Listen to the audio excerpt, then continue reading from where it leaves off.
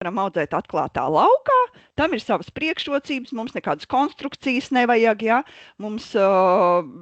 Bet tur ir arī sava specifika, mēs vairāk izvēlēsimies zemākus, varbūt, lai mēs varam piestiprināt, tur ir arī veidošana savādāk augiem.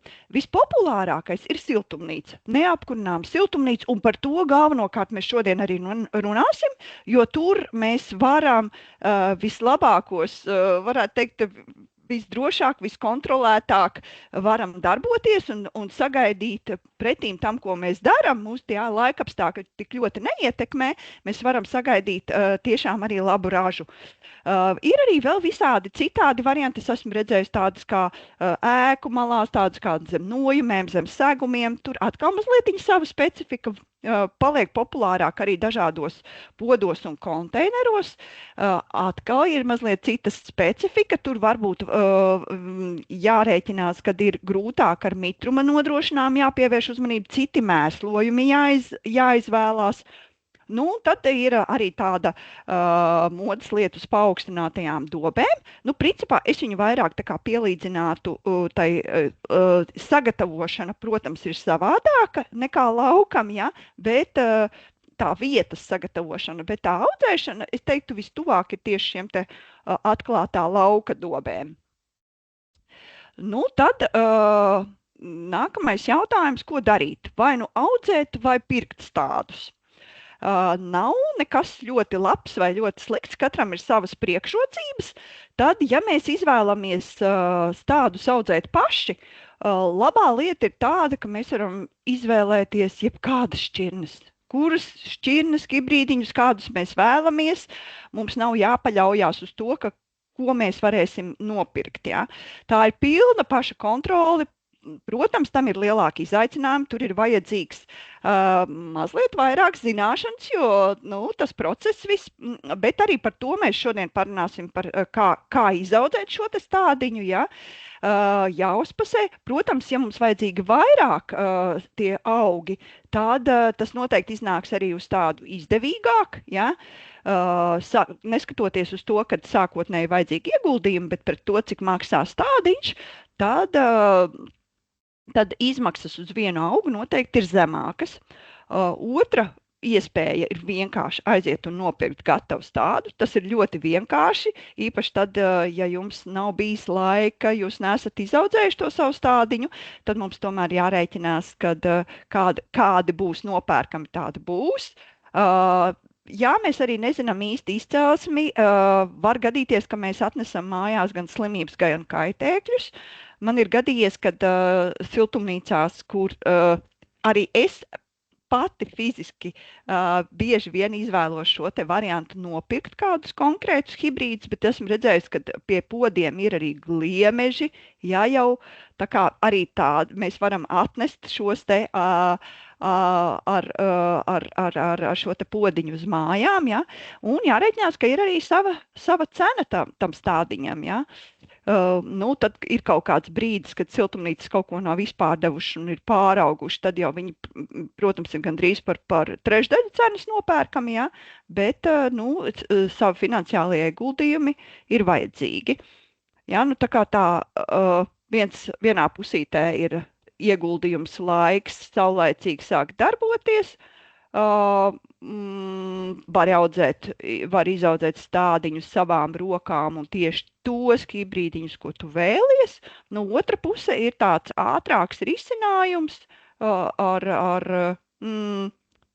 ja tev vajadzīgi arī varbūt mazāk tie stādiņi, vai tu pats arī negribi audzēt, tad mēs izvēlamies šo te otro variantu un gatavo stādiņu nopērkam. Kā tad izvēlēties īsto hibrīdu, īsto šķirni ir ļoti, ļoti nozīmīgi. Un te ir vairāk veidi, pēc kā mēs varam skatīties, kas mums var palīdzēt izvēlēties īsto. Nu, tad pirmais jau tas, ko mēs runājām par to, kurā vietā audzēsim, no tā būs arī atkarīgs. Ja? Tad vai mums vajag tā kā agrāku ražu vai vēlāku, vai agrāku un vēlāku. Ja? Tātad šis te agrīnuma moments, ja, uz ko kas mums ir jāskatās. Tad vēl arī, cik daudz laika mēs varam veltīt, vai mēs varam, ja mēs atbraucam tikai varbūt nedēļas nogalēs uz to vietu, kur mums aug tomāti, tad mēs noteikti nevarēsim izvēlēties indeterminantās šķirnes, kas mums aug siltumnīcā, jo tur ar vienreiz nedēļā pasakošana līdz, kas tur notiek, nepietiek, tad mēs varbūt izvēlēsimies varbūt vairāk determinantās un uz lauka. Ja? Tad kādas formas, kādas krāsas, kādus brīnumus mēs vēlamies, ja? Tad varbūt ir kaut kas tāds, ko mēs ļoti, ļoti vēlamies, bet tā kā mēs šodien runāsim par tādu no iesācēju pozīcijas, tad mums fokus būs mazdrusciņ cits. Ne tik daudz uz formām un tādām, bet lai mums tiešām izaugtu brīnišķīga rāža tomātiem. Ja? Jo specifiskāk ir tomāti, jo specifiskāka varētu būt arī viņu kopšana un viņi varētu būt prasīgāki. Tad mērķis, kam mēs to... Ko mēs plānojam darīt? Vai mēs gribam viņus ēst uz sviestmaizītes, tad mēs varbūt gribēsim, lai būtu vairāk kameras, vai mēs gribam salātiņiem, vai mēs gribam sulas, vai mēs gribam konservēt. Ja? Kāds tad ir tas mūsu, ko mēs domājam darīt ar tiem tomātiem? Ja? Nu, un tad ļoti svarīgs moments ir bieži vien diskutēts hibrīdi vai šķirnes. Tad šķirnes varbūt tad, ja mēs gribam kaut kādus centēvu, kaut kādas mums ir vāktas sēklas vai kaut ko tādu, bet hibrīdi viennozīmīgi iedos labāku slimību noturību un izturīgāku, spēcīgāku. Tādēļ šodien mēs runāsim par hibrīdajiem tomātiem, jo mums, kā iesācējiem, mums vajag, lai 100% mums viss izdotos. Un tāds mums ir mērķis. Ja mēs gribam, lai viņi būtu izturīgi, lai viņi mums būtu viegli kopjami, mums vajag šī reizē mēs izvēlēsimies hibrīdus. Nu tā, un tad tāds padoms no mūsu puses ir, ja mēs sākam ar tomātiem, neaizrauties ar ļoti, ļoti dažādiem, izvēlēties kādas 2, 3, varbūt šķirnītes, ja, un atbilstoši tai savai izvēlētajai audzēšanas vietai. Tā kā, nu ko, tad vēl mazdrusciņi atsaucoties uz to iepriekšējo slaidiņu par tiem krūmu un par tiem indeterminantajiem, tad tā ir ļoti būtiska izvēle. Ir vēl arī tādi pusdeterminantie, jeb tāda vidēja, bet tad, kad skatoties uz tiem aprakstiem un tām rekomendācijām, principā ar tādiem dzīvē mēs saskaramies salīdzinoši maz. Ja? Tātad pārsvarā mēs tomēr ar tām diviem šiem te zaļajiem stabiņiem, un ar ko tad viņi savā starpā atšķirās. Tātad šie te determinantie, kas būtu tādu zemāku, kompaktāku, tur tas audzēšanas veids ir diezgan ierobežots. Ja? Augi paši noteiktā augumā, kaut kāds pusmetrs, metrs atkarībā no hibrīda, viņi pārtrauks savu augšanu. Viņi neizaugs 2, 3 un 4 metri. Ja? Viņiem ir kaut kādā brīdī, viņi apstāsies augumā. Aug viņi ļoti strauji, kā nepavēlti tas ir krūmu, tātad uz vairākiem šiem te galvenajiem dzinumiem. Ja? Lielākā daļa augļu nogatavojās diezgan vienlaicīgi, nav tāds ļoti garš šis cikls salīdzinot pret indeterminantajiem. Ja? Tātad padusīšu izlaušana. Jā, mēs veidojam tāpat to krūmu drusciņu, lai apakša vēdinās. Ja kaut kas mums tur grib, ja ir iespējams, mēs cenšamies tā kā pāretināt tās lapas, ja, kas tur, lai neveidotos tāds biezoknis, ja, bet salīdzinoši ļoti, ļoti minimāli tā veidošana. Ja. Noteikti vajadzēs arī kaut kāds, lai tas krūms viss neguļās uz zemes, ja, vajadzētu arī kādus mietiņus, ja, izdomāt konstrukciju, kādā veidā mēs varētu stiprināt tos galvenos dzinumus, lai viņi neguļās uz zemes, jo ja gulsies uz zemes, tad tur nāks mitrums un gan lapas bojāsies, ātrāk slimības parādīsies, arī augļi būs netīri un var kāds drātstarps vai vēl kaut kas tur iemājot iekšā. Jā. Savukārt nevajag mums kaut kādus šiem te krūmu determinētajiem kaut kādas speciālas siltumnīcas būvēt, ja. Var viņu, protams, arī ielikt siltumnīcā, bet viņš aizņems ļoti daudz vietas, ja. Līdz ar to pret to ražas daudzumu, ko mēs varam iegūt, nu, tas nav īsti objektīvi, ja tur viņu likt. Tad tie ir tomēr laukam tādiem zemiem plēvis tuneļiem vai kādiem podiem, ja šis te zemais augums. Nu, runājot par augstajiem, jeb indeterminantajiem, ja, tad augšanas veids, viņš var augt ļoti, ļoti garš, ja, tas sākot no kaut kāda 1,5 metra līdz pat 3 un vairāk, ja. Ražošanas cikls ir ļoti garš un nogatavojās augļi pakāpeniski, ja. Padusīšu izlaušana noteikti. Mēs principā indeterminantos, ja tie būtu ķirsīši, tad mēs veidosim uz kādām 2 vai 3 galveniem dzinumiem. Pārējos šos te lielaugļu tomātus mēs veidosim principā uz 1, maksimums uz 2 galvenajiem dzinumiem. Noteikti mums ir vajadzīgs atbalsts, jo viņš ir augļi var būt pat arī ļoti, ļoti smagi, un lai šis te dzinums stabili varētu turēties, mums noteikti ir vajadzīgi balsti. Nu, un no klimatiskajiem apstākļiem tad mēs audzējam siltumnīcā, lai ārā apstākļi viņu spētu ietekmēt pēc iespējas mazāk. Nu, un tālāk mēs ķeramies klāt šķirnēm. Te ir jautājums, vai mums ir pievienojusies Guna? Es skatos, ka Guna ir, viss skaņa dzird, mēs tevi dzirdam, var ieslēgt kameru. Jā, tad mums liels prieks, Guna, tevi dzirdēt. Jauki, ka tu mums pievienojies, jo Guna mums ir lielākais šķirņu speciālists, un ja reiz viņa var mums pievienoties, tad būtu grēks man stāstīt, ko es domāju. Bet pirms tu sāc, šeit ir apkopotas top šķirnes no vairāk kā 100 respondentiem, aptaujātajiem, kuras ir visizturīgākās, kuras padodās vienmēr, kuras noteikti ieteiktu audzēt, ja jums nav liela pieredze. Nu, ko tu domā par manu izveidotos apkopoto sarakstu? Un bija mums arī te jautājumi par konservējumiem. Vārds tev, Guniņa. Paldies, Dace, par iespēju pievienoties jūsu webināram. Un tu esi izveidojis tiešām to topiņu, tas, kas arī ir, kā tu teici, pieprasītākais un gardākais un atzītākais. Bet, protams, ja cilvēks ieies mūsu mājaslapā vai atbrauks pie mums uz Rīgas veikalu, viņš redzēs vēl visādi lielāku dažādību un kārdinājumus.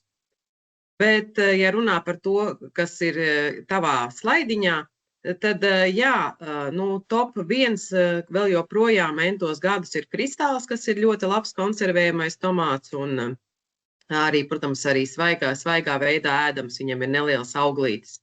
Un kristāls praktiski nepieviļ cilvēkus, varētu teikt, gandrīz nekādi, jā. Nu, tā. Tad, ja runā par lielaugļu tomātiem, tad berberāna, rallijas no sarkanajiem tiešām ir tie top ar labu slimības izturību un labu stresa noturību. Tiem, kam garšo lielie tomāti, virs 200 gramiem. Un no rozā tu esi ielikusi honeymoon un Fuji pinku, jā, tie tiešām vēl joprojām ir top rozā tomāti.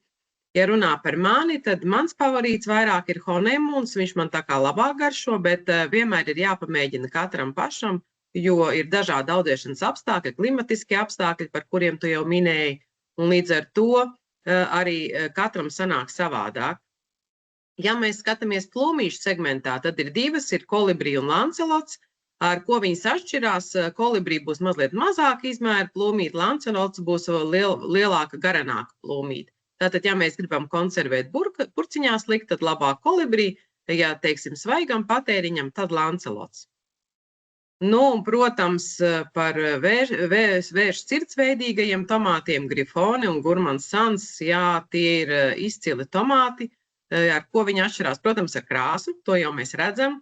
Dzeltenais no vērš sirdīgajiem tomātiem, viņš ir pēdējos gados tiešām top augšgalā un ar ļoti mazu sērdīti un ļoti labu stresa noturību un garšas īpašībām. Ja mēs skatāmies uz grifoni būs mazliet vēlāks vērš sirds tipa tomāts, bet viņš toties ir ar izcilu slimību noturību un veselīgi augsts, saglabā savu veselīgo izskatu pat līdz oktobrim, ja, tā kā viņš ir ļoti noturīgs. Un par ķirsīšiem tu esi minējis divus, no dzeltenajiem Goldvinu un no rozā Riāna. Es vēl gribētu pieminēt sakuru, kas ir sarkanais ķiršu tomāts, izcili garšīgs ar lieliem ķekariem, ja tas būtu sarkanajā segmentā. Ko es gribētu teikt par Riānu? Riāna ir tas ķiršu tomātiņš, kuru mēs varam audzēt pat līdz 4 dzinumiem. Dācis, tu jau minēji, kad bieži vien tomāts mēs varam likt uz 2-3 dzinumiem, tas attiecās uz ķiršiem, bet Riānas gadījumā 4, jo, ja jūs viņu atstāsiet uz 1 dzinumu, viņš būs diezgan liela izmēra jau, ja, jo viņš ir kokteļa ķirsis un viņš spēja augt līdz 4 dzinumiem. Un, protams, tad ir vēl mūsu piedāvājumā tomātiņi, kas ir domāti tā kā podiem, jā, tu esi minējis babyneks un tumblings, un tie būtu nokaranie, un ir parastie, kas ir līdz 30 centimetriem, mini gelbus, mini rotus, tātad sarkanais un dzeltenais ķiršu tomātiņi. Bet, protams, tas sortiments ir stipri lielāks, bet ar šiem izcili, ja gribas sākt, tad noteikti var sākt un skatīties, kas ir tas, kas uzrunā jūsu sirdis. Skaisti, paldies tev liels, jo kopumā ir, es zinu, ka vairāk kā 300 dažādi hibrīdi pieejami. Tur var apvaldīties jebkurš. Es ātri varbūt tās jautājumi varētu uzdot šajā sakarā arī, kā lauka tomāts hektāru uzvedas siltumnīcā, vai ir jēga viņu tur audzēt un kāda ir hektāra attiecības ar fitofloru? Ar fitoftoru? Jā? Jā. Ir tā, ka no galvas, es tagad nepateikšu, es nezinu no galvas visām šķirnēm, tur jāpastās ir aprakstos, kas ir saistībā ar fitoftoru, bet, ja runā par tiem, kas ir determinantie zemie tomāti, viņus visus var likt siltumnīcās, ja ir zemās siltumnīcas vai siltumnīcas ir tuneļveidīgās, kad ir sāni zemāki un vidus augstāks. Bieži vien tur tiek likt determinantie tomāti, tas neizslēdz viņu audzēšanu siltumnīcās, ja? Bet, un tad vēl paturpinot arī ienāca jautājums, kā zinās, ka tās ir hibrīda sēklas, kāds ir apzīmējums jāmeklē uz sēklu paciņas? To mēs redzam, uz sēklu paciņām ir rakstīts F1, tātad viņi ir hibrīdā. Visiem, kam ir burtiņš F1, tas ir hibrīdās tomātu sēklas. Jā, tas norāda hibridizācijas pakāpi. Jā, ja viņi ir vienkārši nosaukums bez šīs F1 burtiņa un cipariņa, tad tā ir šķirne. Un no šķirnes jūs varat ievākt sēklas, un jūs zinat, ka jūs dabūsiet to pašu, no kā esat vākuši sēklas. Ar hibrīdiem gan šī lietiņa sarežģītāka, un es neieteiktu no hibrīdām sēklām vākt sēklas. Jā, jo no hibrīdajiem ievāktās sēklas, viņas dīgs, bet tur nebūs tas pats. Jā, tā ir ļoti liela laimes spēle. Bet, hibrīdi viennozīmīgi salīdzinoši pēc šķirnēm viņos ir tās īpašības, kas, ja jūs sākat ar tomātu, un arī profesionāļi izvēlās hibrīdus, nevis šķirnes, tā kā tur ir tās īpašības, kas ir gan izturība, gan ražība, gan garša, izturība ne tikai pret slimībām, bet arī pret laika apstākļiem dažādiem, ja? Tur ir tās labākās īpašības, ko mēs no tomāta sagaidām. Vēl pēdējais, kas arī šajā tēmā dažreiz ir burts H. Es gan neesmu to redzējis, es nevarēšu iekomentēt, jo maniem piegādātājiem, ar ko mēs strādājam, nav šāda burta H. Ja? Varbūt, ja jūs varat atsūtīt, nofotografēt to paciņu, kā viņam tur rakstās tas H, jo ideiski tam nav... Nav redzēts tāds, jā. Jā. Varbūt tā ir arī drupas kļūda, var gadīties. Arī. Kāds mēģina tulkot kaut ko, bet tas netulkojās uz šis te F1. Lūk, tā kā es domāju, ka jums ir priekšstatam par šķirnēm, kuras ir tās tiešām... Paldies, Gun, ka tu atnāci, ka tu biji te patās kopā ar Bums. Pastāstīja vairāk par šķirnītēm. Jā, tas tiešām ir apkopojums no vairāk kā 100 dažādiem audzētājiem, kas ir ieteikuši šīs te. Man vēl par sakuru jautājums, ja tu ieteici kā sarkano no ķirsīšiem, kāds ir pasējums sakurai, jo šeit mēs izvēlējāmies arī tādu, kur nav ļoti liela pasējumi. Ja? Sakurai tātad oriģinālais piegādātāja pasējums ir 250 sēklas, bet tas tā kā vairāk attiecās uz lielaudzētājiem, jā. Un tad ir mums pusprofesionālajā sērijā ir 25 sēklu pasējums. Tas jau ir reālāk. Tas ir reālāk, bet ir Agrimatko mazajās paciņās 3 sēklu pasējums. Nu, lieliski, paldies tev. Tā kā ir pieejams dažādi apjomi, bet Sakura tiešām ir pārbaudīta jau, es nepateikšu vairs cik gadu garumā, un atzīta par vienu no slimību noturīgākajiem, stresa noturīgākajiem sarkanajiem ķirsīšiem. Jā, un runājot par ķirsīšiem, tie droši vien būs tomēr pirmie siltumnīcā, kas mums sāks ražot. Jā, protams, jo ķirsītim ir mazāks viņi ir tik saldi un garšīgi. Jā. Un lielaugļu tomātiņi mums būs vēlāk, tāpēc arī ir vērts padomāt, pakombinēt dažādus veidus. Jā, tieši tā, jo mazāks tomāts, jo viņš ātrāk ienākās, jo viņš ir lielāks, jo viņam tas process ir garāks. Bet katrā gadījumā ir jāpamēģina tas, kas viņu uzrunā, un jāsaprot, ir viņa vai nav viņa. Jo manā siltumnīcā pamatā aug rozā, dzeltenie un oranžie tomāti, un no sarkanajiem man ir ļoti maz, ja? Jo tāpēc, kad man garšo saldas lietas. Jā, tāpēc arī šeit ļoti dažādi varianti, jo tas ir ārkārtīgi liels gaumas jautājums. Manā siltumnīcā ir, tā vidēji var ielikt apmēram 20-25 stādus tomātu, un man ir apmēram 10 šķirnes, 10 hibrīdi, tā teikt, ja, lai man būtu ļoti, ļoti dažādi. Tāpēc man bieži vien es izvēlos arī iespēju aizbraucot pie zemniekiem, kur var nopirkt šos te hibrīdiņus, labus hibrīdu tomātus, tad es arī atļaujos nopirkt, lai man būtu pēc iespējas dažādāk. Nu, labi, ķeramies klāt. Paldies tev, Guniņ. Jā, paldies Veiksmīgu dienu, un mēs dodamies tālāk pie jautājuma, kas attiecās par substrātiem. Tātad substrāti ir ļoti, ļoti dažādi, un nav nemaz tik viegli saprast, kuri tam mums derētu, kādus substrātus izvēlēties.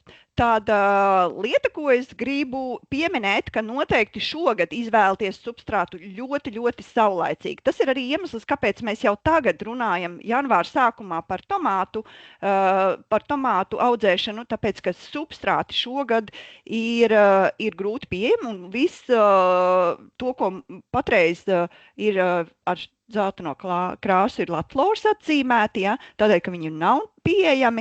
Kūdras iegūs saistībā ar pagājušā gada mitro laiku bija apgrūtināta. Un kas mums būtu jāņem vērā, tad es sadalīju 4 kategorijās: sēšana, piķēšana, stādīšana, podi. Ja?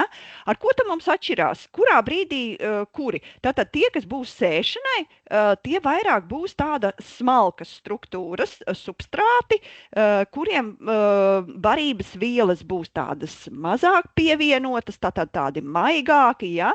Tas būtu tāda sēšanai. Tāpēc bieži vien arī piķēšanai dar arī tādi paši. Stādīšanai jau struktūra varētu būt rupjāka, barības vielas varētu būt vairāk pievienotas, un arī podiem ir sava specifika, tādēļ daži no šiem te substrātiem ir ļoti pat piemēroti tieši, ja jūs audzējat podos. Ja?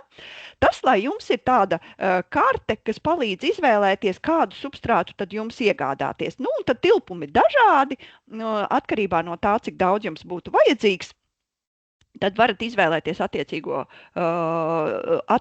tilpumu. Tas, kas ir pēdējais ieraksts kūdras maisa augu audzēšanai, ja, tur, kur ja mums izvēlamies šīs te, tur, kur apakšā bildīt ar tām šķērītēm, ja, tie maisi, nu, tad tur ir kādi 3 augi, ja par tomātiem mēs runājam, ja, ko var ielikt iekšā. Nu, par substrātiem apmēram skaidrs, nu, tad ķersimies klāt pašai darbošanās, kas ir pirmais etaps, tātad sēja, un kad tad mēs īsti sākam sēt, un tas būtu marts. Nevis februāris, bet tas būtu marts, atkarībā no tā, kurā vietā mēs stādīsim. Ja tas būs apkurināms siltumnīca, tad tas būs varam agrāk, jo mēs agrāk varēsim arī izstādīt. Ja savukārt tā būs neapkurināma siltumnīca, tas varētu būt kaut kāda marta vidus, marta otrā puse. Savukārt, ja mēs jāsēj ir tomāti, kas paredzēti būs stādīti laukā, tad mēs pašas marta beigas. Kādēļ? Tas ir pielāgots laikapstākļiem. Mēs rēķināmies ar to, ka būs viens 30-35 dienas, kad stādiņš būs gatavs un ka viņš būs jāstāda ārā. Arī ļoti jāskatās, kāds būs laiks, ja ir tāds kā ir bijuši gadi, kad ir ļoti vēss, ļoti garš tas pavasars, tad mums attiecīgi vajag vēlāk to darīt. Vēl arī lieta, jo vēlāk jūs to darat, jo tās dienas līdz stāda gatavībai sarūk. Jo siltuma ir saulīte ir ilgāku laiku, gaismiņa ir ilgāku un ātrāk stādiņš ir gatavs. Ja?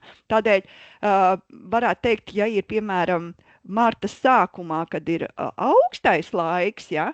Vai piemēram marta vidū, ja ir silts pavasars, beigās tie stādiņi būs vienā laikā gatavi. Ja? Nu, lūk, lai viņi nepāraug. Kur tad mēs viņus par substrātiem jau mēs izrunājām, ja? Bet par dēstu kastītēm kādas varētu būt? Protams, var katru sēkliņu sēt atsevišķā šūniņā, bet es ieteiktu izvēlēties šādas te kastītes. Es pat pierakstīju, kādas viņas ir, tad 9x14 centimetri saucās. Viņas ar tādiem caurumiņiem ir ļoti ērti. Viņās tiešām darboties ārkārtīgi ērti, un ir arī tādas kastiņas, kas ir tāds kā kur var 4 šīs te kastītes ielikt, kas ir bez caurumiņiem, lai jums audzējot uz palodzēm, lai viss ir tīrs un kārtīgs. Protams, ir vajadzīgs pašas sēklas, ja? Šādās te kastītēs ir ļoti viegli arī to mitruma režīmu, un viņš arī maz vietiņas aizņem, ļoti viegli pārvietot, ja nepieciešams, ja? Galvenais nesasēt pārāk cieši vienu pie otra. Bet pārpiķēšana būs vajadzīga, jo tomāti ir tādi, kuriem patīk, ar viņiem čubinās, patīk, ka viņus pārstāda. Ja? Un katrā pārvietošanas reizītē mēs arī to stādīšanas dziļumu mazliet palielinam, jo viņam ir potenciāls, ka arī no šī te stublāja veidojās saknītes. Ja? Par substrātu, kad mēs viņu iegādājamies, tāda priekš sējas es ieteiktu pievienot zeba. Tas ir tāds augsnes mitruma regulētājs, kas spēj piesaistīt lieko mitrumu un savukārt atdot augam mitrumu. Ja?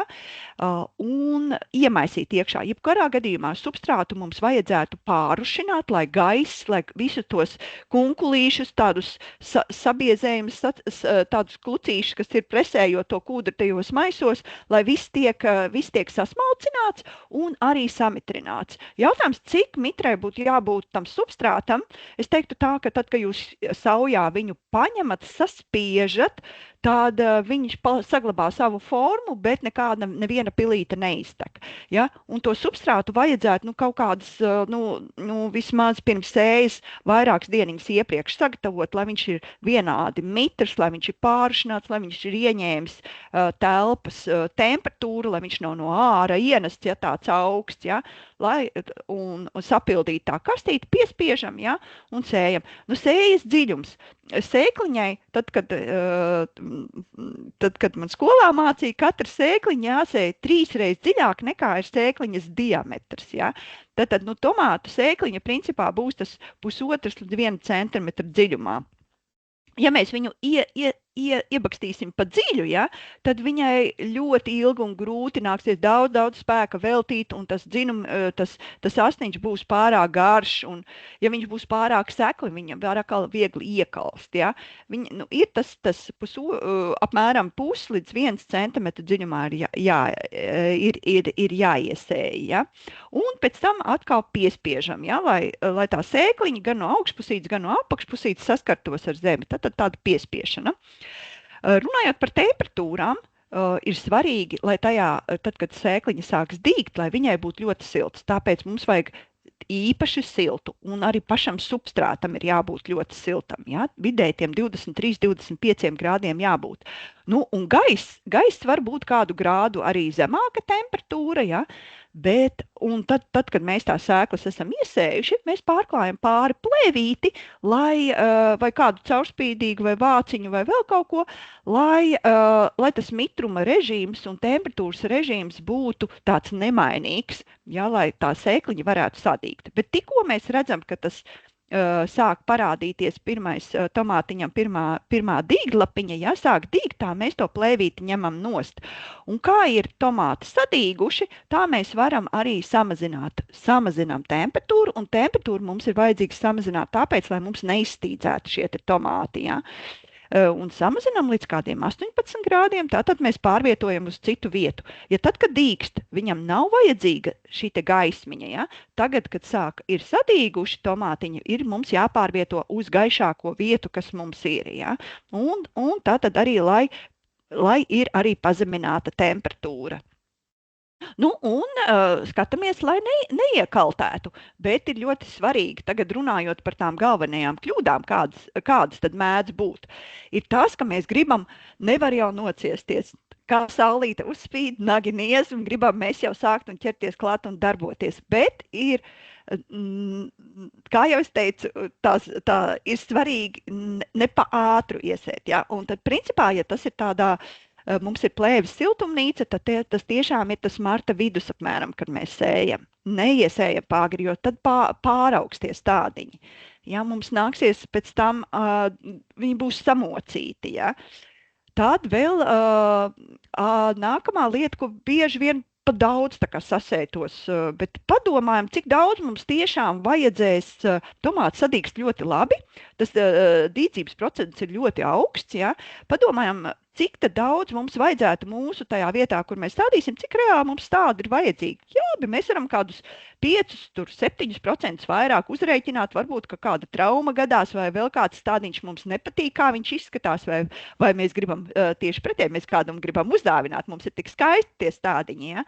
Tad apmēram tas stādīšanas attālums augam no auga ir apmēram starp rindām būtu tie 30 centimetri, bet starp augiem būtu tie 50–60 centimetri. Tad mēs varam parēķināt. Kā jau es minēju, manā siltumnīciņā man ir apmēram, es jau zinu, man ir 20–25 tomātu stādi ir vajadzīgi. Viss atkarīgs, cik es kaut ko citu tur gribēšu ielikt. Ja?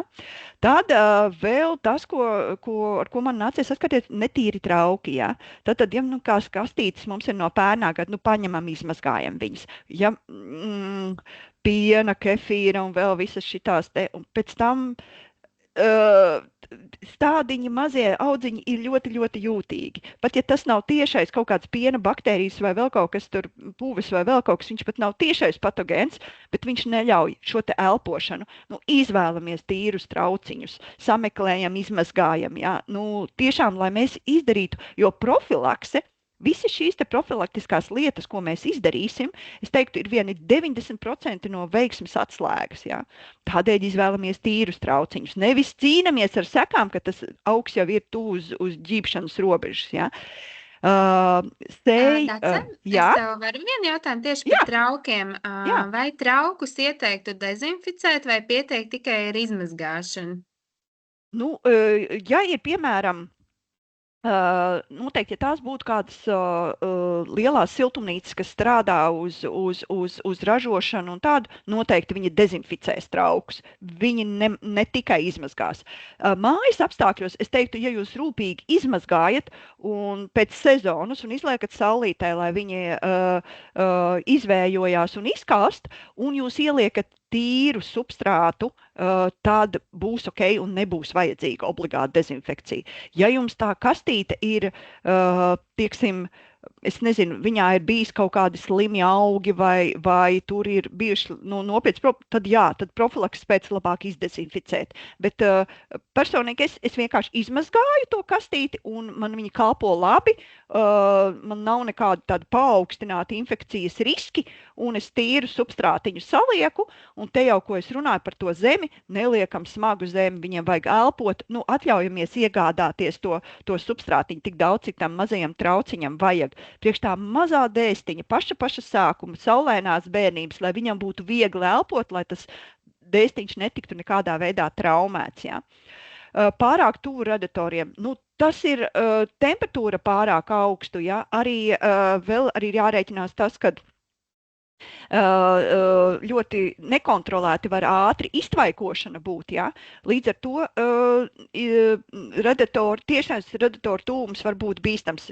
Izvērtējiet. Ja? Ja tur ir kaut kāda, piemēram, tur koka plaukts vai vēl kaut kas, tad, kas bišķiņ tā kā neļauj tādā, bet ne katrā ziņā ne tiešā saskarē. Ja? Pēc sadīgšanas pa augstu temperatūru un pietrūkst gaismas. Tas, ko es teicu, pēc tam, kas sadīgst, mēs pārvietojam zemāk, kur ir zemāka temperatūra, lai nesāktu stīdzēt. Ja?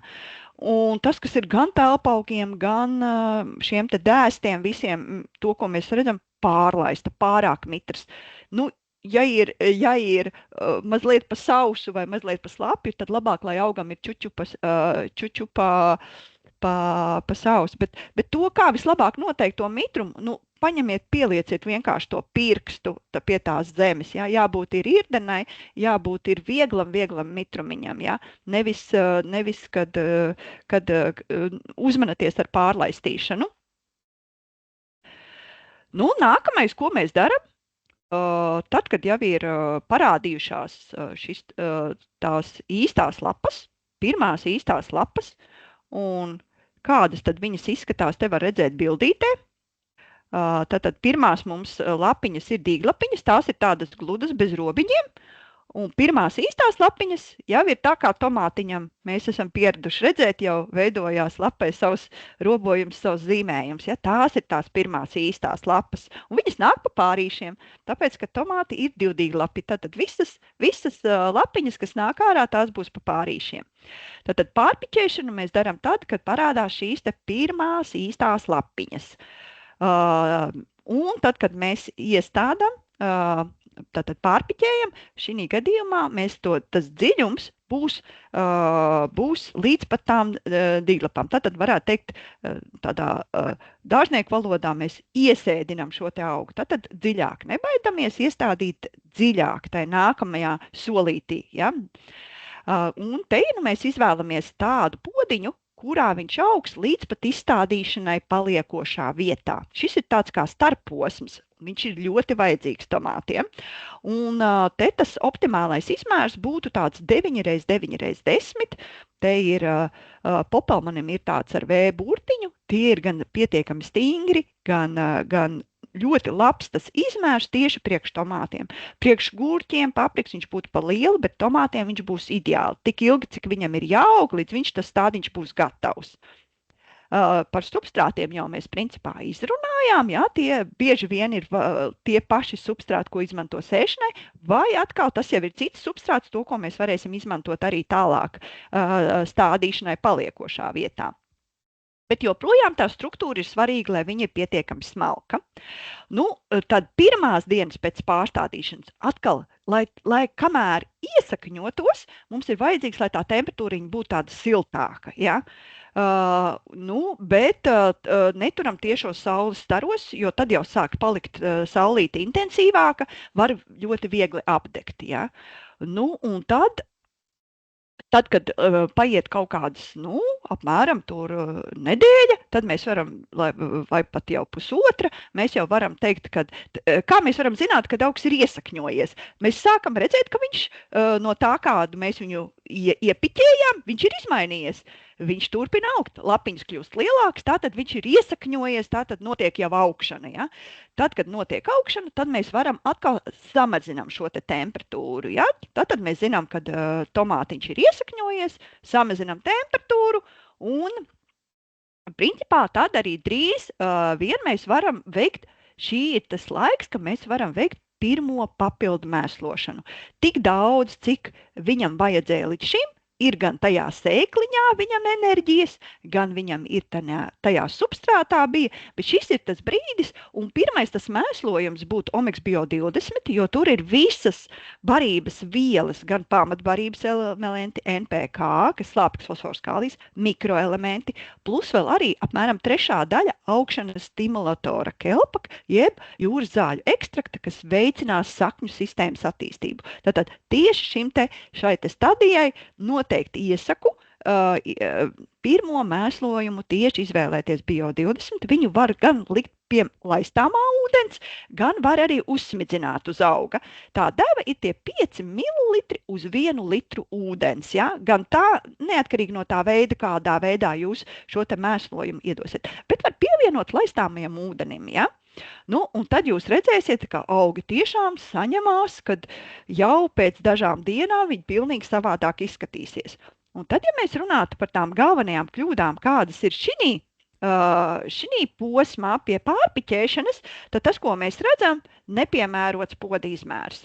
Tas var būt vai nu pārāk maziņš, kaut kāds 7, 8, tas ir pa mazu, tur nav tomātiņam vietas, ja? Vai atkal ir tieši pretēji pārāk lieli podi. Tur arī tomātiņš jutīsies, tas ir tā kā lielā zāles vidū, jums ieliktu gultiņu, guliet tagad sporta zāles vidū. Nu, nejutīsies komfortabli, arī tomātiņš nejutīsies komfortabli, ja viņu iestādīsiet lielā podā. Tad pārpiķēšanai 9, 9, 10 ir optimālais. Pēc pārpiķēšanas domā, tagad, ja viņam jau lai nu viņš te aug, ja, nu bišķiņi ar viņu ir jāpadarbojās. Sākumā nelieciet tiešā saulē, lai viņš, kamēr viņš iesakņojās šī te pirmo nedēļu, viņš ir visjūtīgākais, ja, tieši no saulītes. Ja jums tā saulīte tomēr tas loks ir tāds ļoti saulēns, varbūt, ka var kaut kā aizklāt, lai tā nav tik, tā saule ir kliedēta, ja, vismaz tam sākumam. Kaut vai agrotīklu aizlieciet priekšā, ja. Tā, Dacīt, es varu tev dažas jautājumus. Nedaudz atgriezīsimies pār to dezinfekciju. Ienāca jautājumi, vai var dezinficēt ar kālija permanenta šķīdumu, vai var dezinficēt ar galda etiķi. Jā, tas būs par dezinficēšanu, pēc tam man bišķi vēl jautājumi.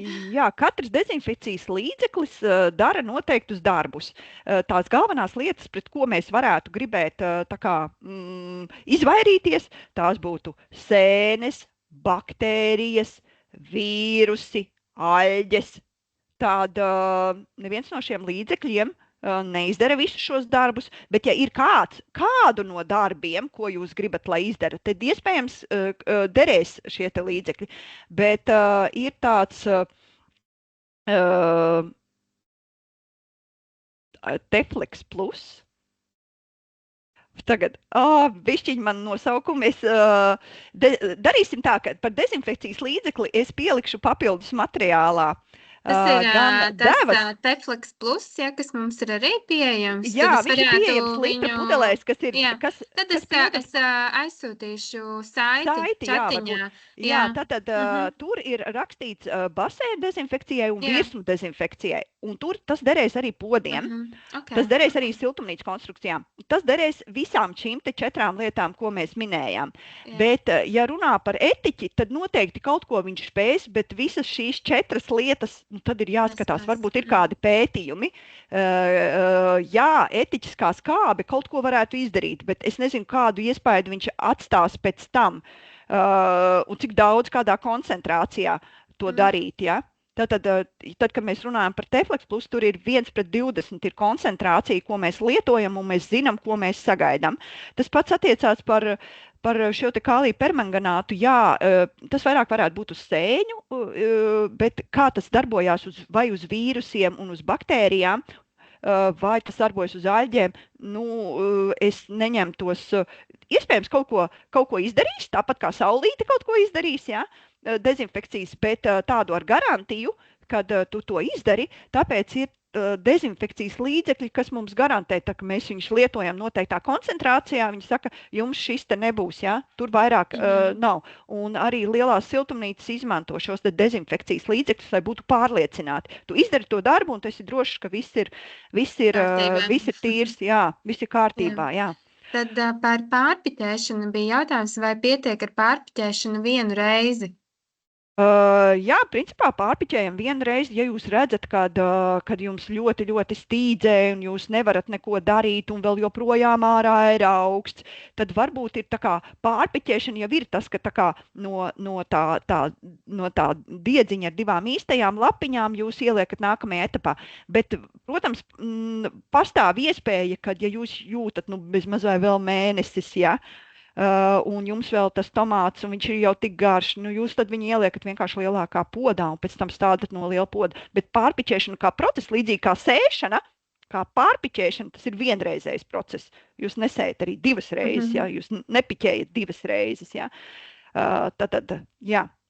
Un tad vēl jautājums ir, cik daudz gaismas nepieciešams stādiem, ja izmanto stādu lampas, un arī par apsildu runājot, ar kādām ierīcēm var nodrošināt vienmērīgu dāstu siltumu, sildošie paklāji, speciālās lampas, varbūt tu zini, kur var iegādāties. Jā, nu tas ir ļoti, ļoti specifisks, tas īsti neatiecās uz tomātu stādu audzētājiem iesācējiem.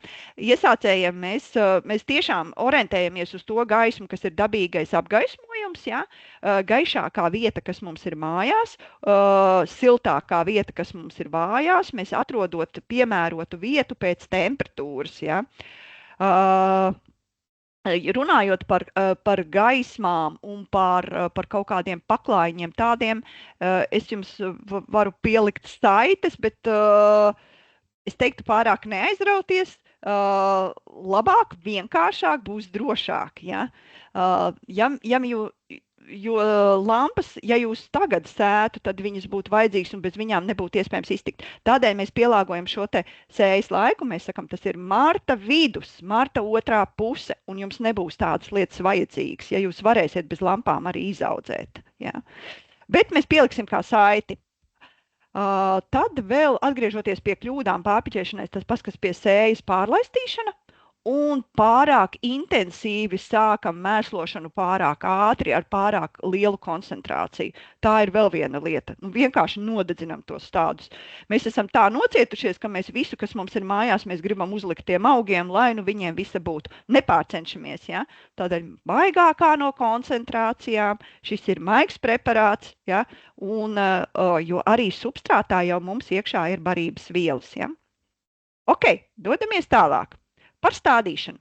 Tātad mēs jau sākumā runājām, fokusējamies uz stādīšanu, to, kas attiecās uz neapkurināmu siltumnīca. Un kad tad ir tas īstais brīdis, kad mēs to stādīšanu veicam? Tas ir tad, kad augs principā ir šādā te kondīcijā, varbūt jau ir parādījušies ziedpumpuri, jā. Skatāmies, kāds ārā laiks. Mums ir jārēķinās, ka tas tomātiņš varēs augt tikai pie tādiem apstākļiem, kad ārā ir ļoti svarīgi, kāda ir augsne. Augsnē jābūt iesulušai virs 15 grādiem. Tas ir tā, ka tu viņu ieliec, ka tur ir jau silts. Labi būtu pēc salnām, ja mēs dzirdam, ka vēl šonakt būs salnas, ja mēs vēl varam kādu dienu noturēt, tad nesteidzamies izstādīt. Ja? Un kā tad par to stādīšanas attālumu jau mēs runājām, apmēram 50-60 cm starp augiem. Ja? Kādi procesi mums būtu svarīgi izdarīt? Tātad svarīgi mums būtu, pirms mēs stādam ārā, kad mēs zinām, ka mēs plānojam stādīt, mēs veicam apsmidzināšanu ar lalstīm osmo. Mēs vēl varam pielikt klāt arī omeks kalmaks, ja? Tātad, lai stingrāk, tas ir kalcija nitrāts ar mikroelementiem 1,5 ml uz litru ūdens. Ja? Šāda kombinācija mēs apsmidzinām augus, kamēr viņi vēl ir pie mums mājās, kamēr viņi vēl nav izstādīti, jo preparāti ir sistēmiski, viņiem vajag vienu diennakti, lai viņi sāk darboties, viņi palīdzēs mums mazināt šie te augam stresu pie pārstādīšanas. Ļoti, ļoti svarīga lieta. Bet tas ir jāatcerās laicīgi. Un tad mēs sākam tādu kā norūdīšanu. Tad, kad laiks ir labs, mēs viņu pārvietojam sākumā uz mazu brītiņu, uz varbūt pusstundiņu aiznesam atpakaļ. Pēc tam mēs varbūt atstājam jau viņu uz pāris stundiņām. Ja? Tad vairākas reizes mēs jau ar viņu padarbojamies kādu nedēļu, varētu teikt tādu kā pieredināt jaunajiem ārējiem apstākļiem. Ja mēs tos stādiņus skatāmies, saulains, skaists laiks, iznesīsim ārā, aiznesīsim uz siltumnīcu, kas notiks. Viņam būs milzīgs stress. Kāpēc par to stresu tik daudz runā? Jo, ja ir stress, tad tur būs problēmas ar augšanu, tur būs problēmas ar kaitēkļiem, ar slimībām, tur būs problēmas ar barības vielu uzņemšanu. Tādēļ mēs ļoti, ļoti rūpējamies par to, lai tā stresa būtu iespējams mazāk. Vēl viena lieta, ko mēs darām, tieši pirms pašas stādīšanas, mēs šo te saknes samitrinam kelpakšķīdumā. kas mums ļaus ātrāk tam augam iesakņoties, veidot labu sakņu sistēmu, bagātīgu ar daudz mazajām saknītēm. Tad uz vienām 15 minūtēm vienā 2% šķīdumo kelpa, ka mēs iemērcam šo te piesūcināties. Kāpēc uz 15 minūtēm mums vajag, lai piesūktos tas sakņu kamoliņš, ja, viss ar šo te. Tad pati tā vietas sagatavošana. Tā var būt dārza zeme. Te gan būtu svarīgi paskatīties, kāda mums tā dārza zeme ir. Tomātiņam vajadzīgs ir tāds viegli paskābināts, tāds 6,8, ja? Tā zemīt, kad būtu. Ja mums ir zināms, kāda ir, tad viss ok, bet ja nē, tad vienu reizi vajadzētu tā kā, ir speciāli indikatori šķīdumiņi, kas ļauj noteikt. Viņi nemaksā, tādus dārzā ir ļoti vērtīgi, lai būtu, lai jūs zinātu, kā varat viņu paskatīties, kāda jums ir tur, kur melanēm vai zemīt ir pietiekami skāba, lai būtu melanīti, tur, kur rododendrija, dārza zeme, kāda jums ir, jo mums Latvijā tomēr tendence viņiem paskābināties. Un ja ir vajadzīga kaļķošana, protams, ideāli, ja es varētu teikt, to vajadzēja izdarīt rudenī un vēl labāk būtu nokaļķot, to pārbaudīšanu tomēr labāk būtu kaut kādu mēnesi pirms tam izdarīt, ja tomēr ir vajadzīga kaut kāda kaļķošana, piemēram, ar polkauts var izmantot, ja, lai to skābumu samazinātu, ja, tad to būtu labāk izdarīt pirms tam. Ja? Bet pieņemsim, ka mums dārza zeme ir tajā optimālajā pH līmenī. Ja mums ir tāda zeme, kas nav pārāk auglīga, tāda arī rudens būtu labākais laiks, kad mēs tajā siltumnīcas zemē iestrādātu granulētos vistu kūtsmēslus. Kāpēc ne kādus citus? Tāpēc, kad siltumnīcā mēs nevaram pārāk eksperimentēt, jo mums ir svarīgi, ko mēs iedodam, cik mēs iedodam. Ja mēs ieliekam kaut kādu, piemēram, arī man mājās ir lopi, līdz ar to man ir kūtsmēsli, bet es viņus neizmantoju vairāku iemeslu dēļ, jo es nezinu, kāds viņiem ir mitrums, es nezinu, cik daudz tur kādas barības vielas tajos kūtsmēslos ir. Protams, viņas nāks komplektā ar milzumu daudz nezāļu sēklām, tādēļ, jā, es izmantoju citur dārzā tos kūtsmēslus, kas man ir pieejami, bet siltumnīcā es izmantoju, ja man ir nepieciešams, izmantoju vistu kūtsmēslus, kur ir agrogold, kas ir skaidrs zināms sastāvs, un es skaidri zinu, ka man ir vajadzīgs 100 līdz 400 grami uz kvadrātmetru, un vislabāk iestrādāt to rudenī, lai jau šīs granuliņas sāk izšķīst, jo vistu kūtsmēslu galvenais uzdevums, protams, viņš ir arī kā barības vielu bāze, un tomēr galvenais ir struktūru, uzlabot struktūru, vairot vērtīgos mikroorganismus, gaisa, mitruma apmaiņai, ja? Tad veidot tādu labu vidi. Ja? Es varu vēl pāris jautājumus. Tieši par laistīšanu bija par Omega Bio 20, vai viņš ir jālieto katrā laistīšanā, un tad vēl ir jautājums, ka siltumnīcā tomāti aug spaiņos, un vai šo zemi vajadzētu mainīt katru sezonu? Jā, tātad par Omega Bio 20, to papildu mēslošanu mēs daram, principā, sākumā tas ir pa 2 nedēļām reizi. Būs pilnīgi pietiekami. Ja? Tas, kas attiecās par tomātiem, podos mums būs kā reiz nākamais slaidiņš. Tātad atgriežamies pie substrātiem. Es izmantoju pati personīgi dārza zemi un izmantoju substrātu, es teiktu, kaut kādu 1/5 daļu. Ja, jo man tā zeme ir diezgan smilšaina tāda, un man, lai es viņu, un arī vēl kompostu pielieku apmēram 1/5 daļu. Tāda man veidojās tā vieta, kurā vietā tiks stādīts. Ja? Un te jau mēs varam izmantot ar tādu rupjāku struktūras to substrātiņu. Ja? Un tad šis ir tas brīdis, kad mēs iedodam pamatmēslojumu. Tiešām, kas ir nevis kaut kādi uzlabojumi, bet tiešā veidā barību augiem, kas būs izmantojami visā sezonas garumā. Mēs vienīgais granulētais mēslojums, kam mērķis ir mēslot un pabarot augus, ir Novatek Classic.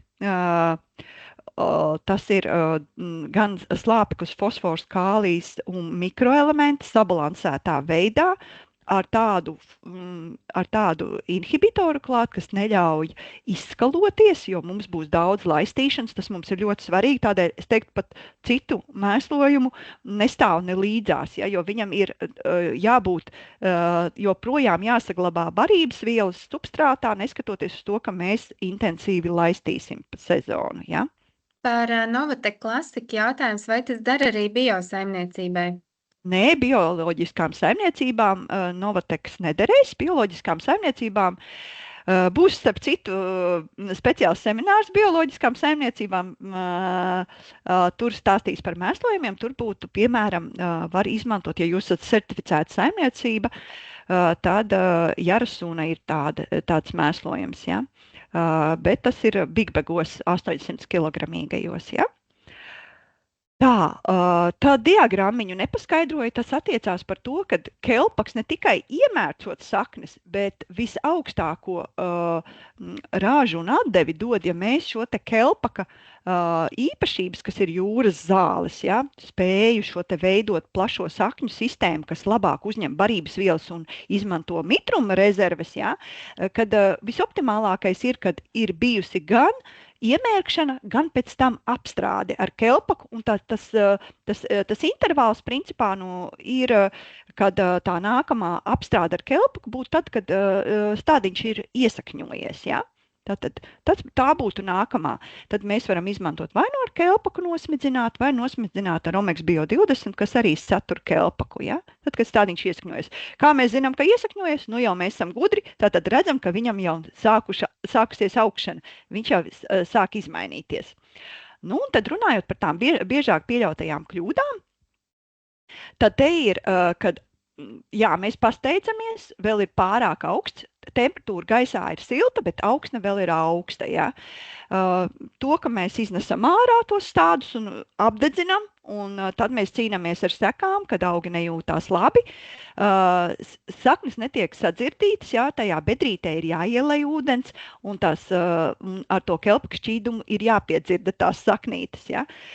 Reizēm pārāk sekla tiek iestādīts, ja? Pārāk cieši tiek sastādīts, atceramies attālumus. Nu, un pats numur 1, kad man ceļās mati stāvus un es vairs neko nevaru izdarīt, tas ir, kad sakais ar pelniem. Pelni ir laba lieta, bet ne priekš siltumnīcas. Lūdzu, siltumnīcai aizmirstam, jo katram pelnam ir savs sastāvs, ir sava koncentrācija, jūs izjaucat šo te disbalansu, ar ko pēc tam ir barības elementiem, pēc tam vairs neko nevar iesākt. Ir ļoti, ļoti grūti kaut ko izdarīt.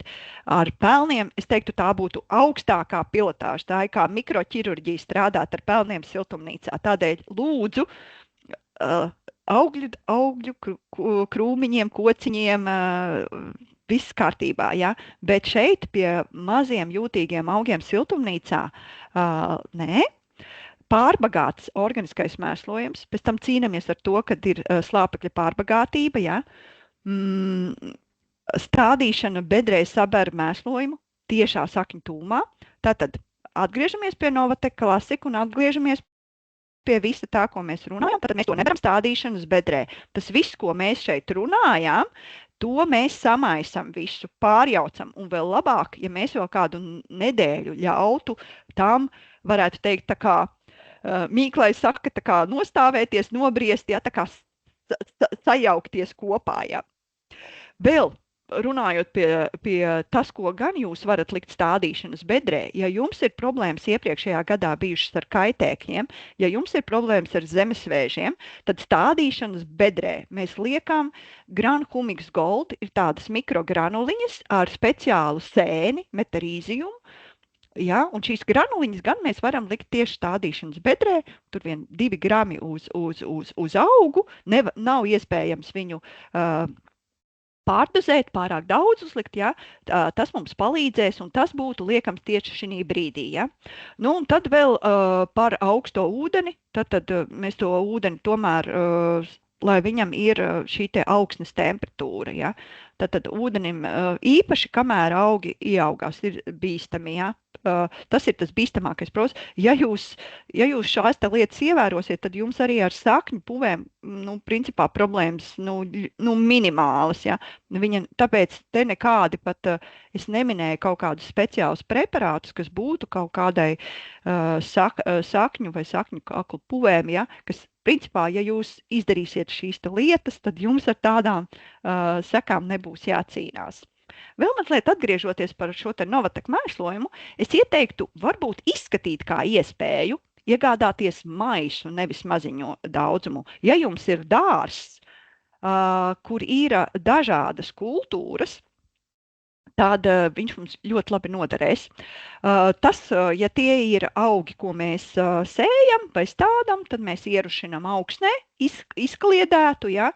Ja tie ir jau augoši augi, tad mēs uzkaisam šo pa virsu, šo tad 25-35 grami uz kvadrātmetru, un siltumnīcā dēļ tās laistīšanas īpašā vieta ir Novatekam, un vēl tas, kad ņemot vērā šo slāpekļa formu, kāda ir, būtiski mainās garša.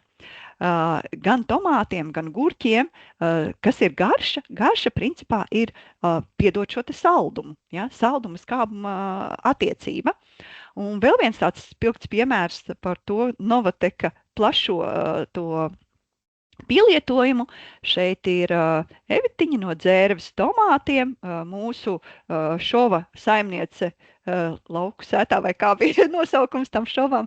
Tātad uzvarētāja no Zemgales puses, ciemojoties pie viņas, arī viņa lieto saviem tomātiņiem šo Novateku. Arī te vēl stūrītī kreisā pusē redzat bildīti no babītes rododendra audzētavas, arī tur ir Novateks, ja? Tātad gan ļoti skābiem, gan tādu vieglu skābumu mīlošiem augiem Novateks ir kā neaizstājams un visuniversālākais un piemērotākais mēslošanas veids. Un tagad tas, ko es solīju, maz drusciņi arī par podiem, ar ko tad tas atšķirsies. Tātad varbūt tas auga tā kondīcija, kurā mēs izstādam, ir tāda pati daudz maz, ja? Bet te gan mēs ņemam lielāku podu palīgā. Un mums būs kaut kāds vismaz 12 litri, atkarībā no, vai mēs tos podus liksim siltumnīcā, vai viņa laukā, vai uz kaut kādas tur ziemas dārzā, vai vēl kaut ko, un kādu veidu mēs tiem tomātiem būsim izvēlējušies, bet tad, ja tie būs, piemēram, kaut kāds krūma, tad varētu būt mazā, tad jāskatās ir no tā, kā tas augs veidosies, ja? Bet principā tas ir no 12 līdz 20 litriem tāda izmēra podos mums vajadzētu, ja? Atceramies par drenāžu, kaut ko ielikt tādu, lai liekajam mitrumam un podam noteikti jābūt ar caurumiem. Nepaņemam kaut ko tādu, kad pods ir, bet cauruma apakšā nav. Tātad, lai liekam mitrumam, lai gaisam, un tie podi, piemēram, šeit es minēju, tad noteiktu tādu veidu tiem podiem, tas D31, ja, kam augstums ir 24, ļoti piemērots, 12 litrīgs pods, un viņam ir pat tādi, lai gaisa apmaiņu uzlabotu, tādi piepacēlumi, ja, un tie caurumi ir dažādos līmeņos, ja, tā kā, bet jebkurā gadījumā mums ir vajadzīga drenāža, lai liekais mitrums var notekēt, mēs tur varam izmantot oļus, keramzītus vai tur vēl kaut kādas lietas, ja. Substrātu mēs podiem ir jau lielajā tabuliņā, jūs redzējāt tādus rupjākus substrātiņus mēs varam izmantot, ja. Šeit podiem, tā kā podriem limitējoši ir to, kad varētu būt problēmas ar mitruma nodrošinājumu. Ir ļoti, ļoti liels izaicinājums. Tādēļ mēs tajā substrātā iemaisam kaut ko no hidrogēliem. Vai nu zeba, vai nu stokosorps. Šogad būs stokosorps nopērkams, arī tāds hidrogēls, kas tātad vairākus 100 reižu spēja piebriest kas ļoti svarīgi stokosorbam ievērot devu, cik ir noteikta, ja uz iepakojuma minēta, būs nopērkams gan tādās 250, gan kilogramu, gan 25 kilogramu iepakojumos, ja, kaut kad janvāra beigās mēs gaidām, ja, tā kā laiks vēl būs. Nu, lūk, un tad tos podus mēs izvietojam kaut kā 3 augi uz kvadrātmetru, bet viss arī atkarīgs no tā, kā tas augs veidojās. Ja viņš uz vairākiem galvenajiem dzinumiem, tad tas nozīmē, kad mums būs retāk viņi jāizliek. Ja? Es vēl nedaudz par to hidrogēlu, kamēr vēl neaizējām tālāk. Vai tas dara biosaimniecībām? Hidrogēls? Ne zeba, ne stokostorps nedara bioloģiski certificētām saimniecībām. Zeba ir organisks, viņš ir iegūts no kukurūzas, bet kukurūza nav audzēta bioloģiski, līdz ar to nav tāda certifikāta. Savukārt stokostorps ir tāds gēlveidīgs, ja, bet viņš kalpo līdz pat 3 līdz 5 gadus, ja, to darbību piebriestot, piesaistot lieko mitrumu un barības vielas un atdodot tad, kad augs, bet nav certificēts bioloģiskajiem. Tālāk, šeit mēs gan neizmantojam Novateku. Šeit mēs izmantojam citu mēslojumu, izmantojam Plantakotek Plus 4M. Tas nozīmē to, ka tas ir ilgas iedarbības mēslojums un saknes nebaidās no tiešas saskares ar šo mēslojumu. Labāk mēs tomēr viņu izmaisam ar šo substrātu, bet pat ja jūs ieliktu stādīšanas bedrē, saknes neapdegtu. Ja? Nu, lūk, un tātad samaisam labāk ar šo te substrātu ilgas iedarbības mēslojumu, un tas, par tādām kļūdām galvenajām, tas ir pārāk mazas podiņi, tomēr vajag rēķināties, ka jums būs pašiem vieglāk. Jā, jūs varat teikt, bet taču ir arī, kad audzē tur tādos ļoti mazos, tur esam redzējuši profesionālās siltumnīcās saknēm, principā pat nav vietas un tā, bet jo lielāks pods šī gadījumā ir vajadzīgs liels pietiekam pods, lai tas mitruma un barības vielas režīms jums būtu vieglāk uzturēt. Ja? Tādēļ ir vajadzīgi tie lielie podi. Nu, to, ka podiem ir noteikti vajadzīgi caurumi un atkal tas vienmērīgums. Mums ir šeit, ja mēs audzējam podos, jārēķinās, mums būs biežāk jāveic laistīšana un jārēķinās, kad arī aktīvāk iztvaikos, ja? Kā ātrāk viņi izkautīs. Nu, tas vienmērīgums ir jāsasniedz, varētu tā teikt. Nu ko, dodamies tālāk mazlietiņ par mēslošanu. Tātad mēslošanu mēs varētu iedalīt tādās kā trijos blokos. Ja? Tātad viens ir pamatmēslojums, un mēs runājām par Novateku kā pamatmēslojumu, vai arī, ja podos šī gadījumā tas bija Plantakotek Plus, ja? 4M, tas nozīmē 4 mēnešus, tas nodrošina ar barības vielām, ja? Kas ir pietiekami bet ar to vēl nekas nav beidzies. Ja mēs, piemēram, dārzā iestādām kartupeļus, tad pamatmēslojums un varbūt mēs kaut ko papildu mēslojam, bet tomātiem mēs tā nevaram. Tomāti ir intensīvi augoša kultūra, no mazas sēkliņas mēs iegūstam, jau tad, kad jūs vācat siltumnīcu ārā, redzat, cik milzīga masa. Un viņam ir tāda raža jāspēj nodrošināt vieni 5, 7, 8 ķekari kilogramos, cik daudz, ja? Tad te ir vajadzīgs citādāka mēslošana. Tātad ir vajadzīgas visas 3 lietas. Pamatmēslojums, ja neapkurināma siltumnīca, tātad Novateks ir kā pamatmēslojums. Un šī ir tā otrā sadaļa, kas ir šķīstošie mēslojumi, ko mēs pievienojam laistāmajam ūdenim. Un būs vēl arī trešā daļa, ko mēs smidzinam uz lapiņām kaut kādu ekstremālu situāciju, noteiktās situācijās. Bet šī ir kā papildu mēslošana. Tātad, kas tad te ir? Atkarībā no auga attīstības fāzes mēs fokusējamies uz noteiktiem barības elementiem un atbilstoši izvēlamies noteiktus mēslojumus. Kamēr augs ir pašā augšanas sākumā, ja substrāts tomēr vēl diezgan ārā ir vēsts, tad mums vajag tādu, kur proporcionāli ir fosfors vairāk. Jā, tieši fosfors. Tādēļ, ka tas rūpēsies par to, lai varētu augs attīstīt sakņu sistēmu, jo fosfors tādā augstā salīdzinoši vēsā substrātā, galīgi. Jau tā viņš nepārvietojas, bet tur galīgi nepārvietojas. Tādēļ mums ir ar šo te laistīšanu ir jāpanāk tas, lai mēs iedotu šo te fosforu vairāk saturošu. Nākamā barības viela, kas arī paralēli, vienreiz vienu, otrais otru, ir, kur ir slāpeklītis vairāk. Ja? Tādēļ mums pirmie 2 mēslojumi ir izcelti tādi ar fosforu, vienā reizē vienu, otrā reizē otru. Nu, cik bieži? Tas ir atkarībā no augšanas intensitātes. Ja augi vairāk, ja ir vēss, tad tas būs varbūt pa 2 nedēļām reizi.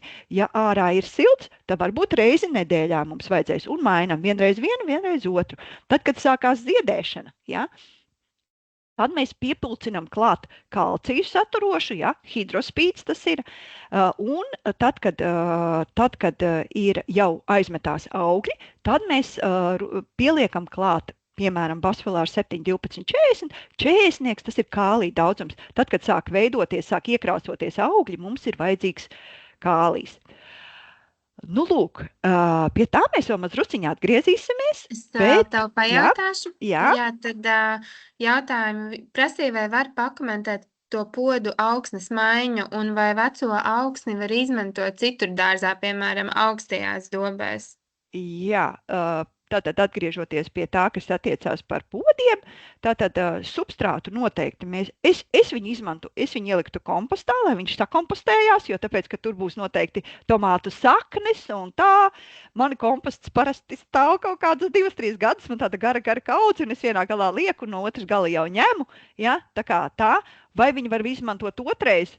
Es neieteiktu izmantot otrais, jo tomēr tās barības vielas, kas ir nepieciešams tomātiņam, jau būs izstrādājušās, ja? Vai viņu var izmantot dārzā? Jā, nu, sakapājiet, ierociet zemē, ja? Jā, ja jums nav, piemēram, kompostkaudzes, jā, tad labākais veids būtu noteikti iestrādāt dārza zemē. Vai kādā bedrē, kur jūs stādīsiet kādus citus augus, ja, izmantot, jo tur jau ir trūdvielām un barības elementiem bagāts substrāts, ja. Nu, tā kā tā.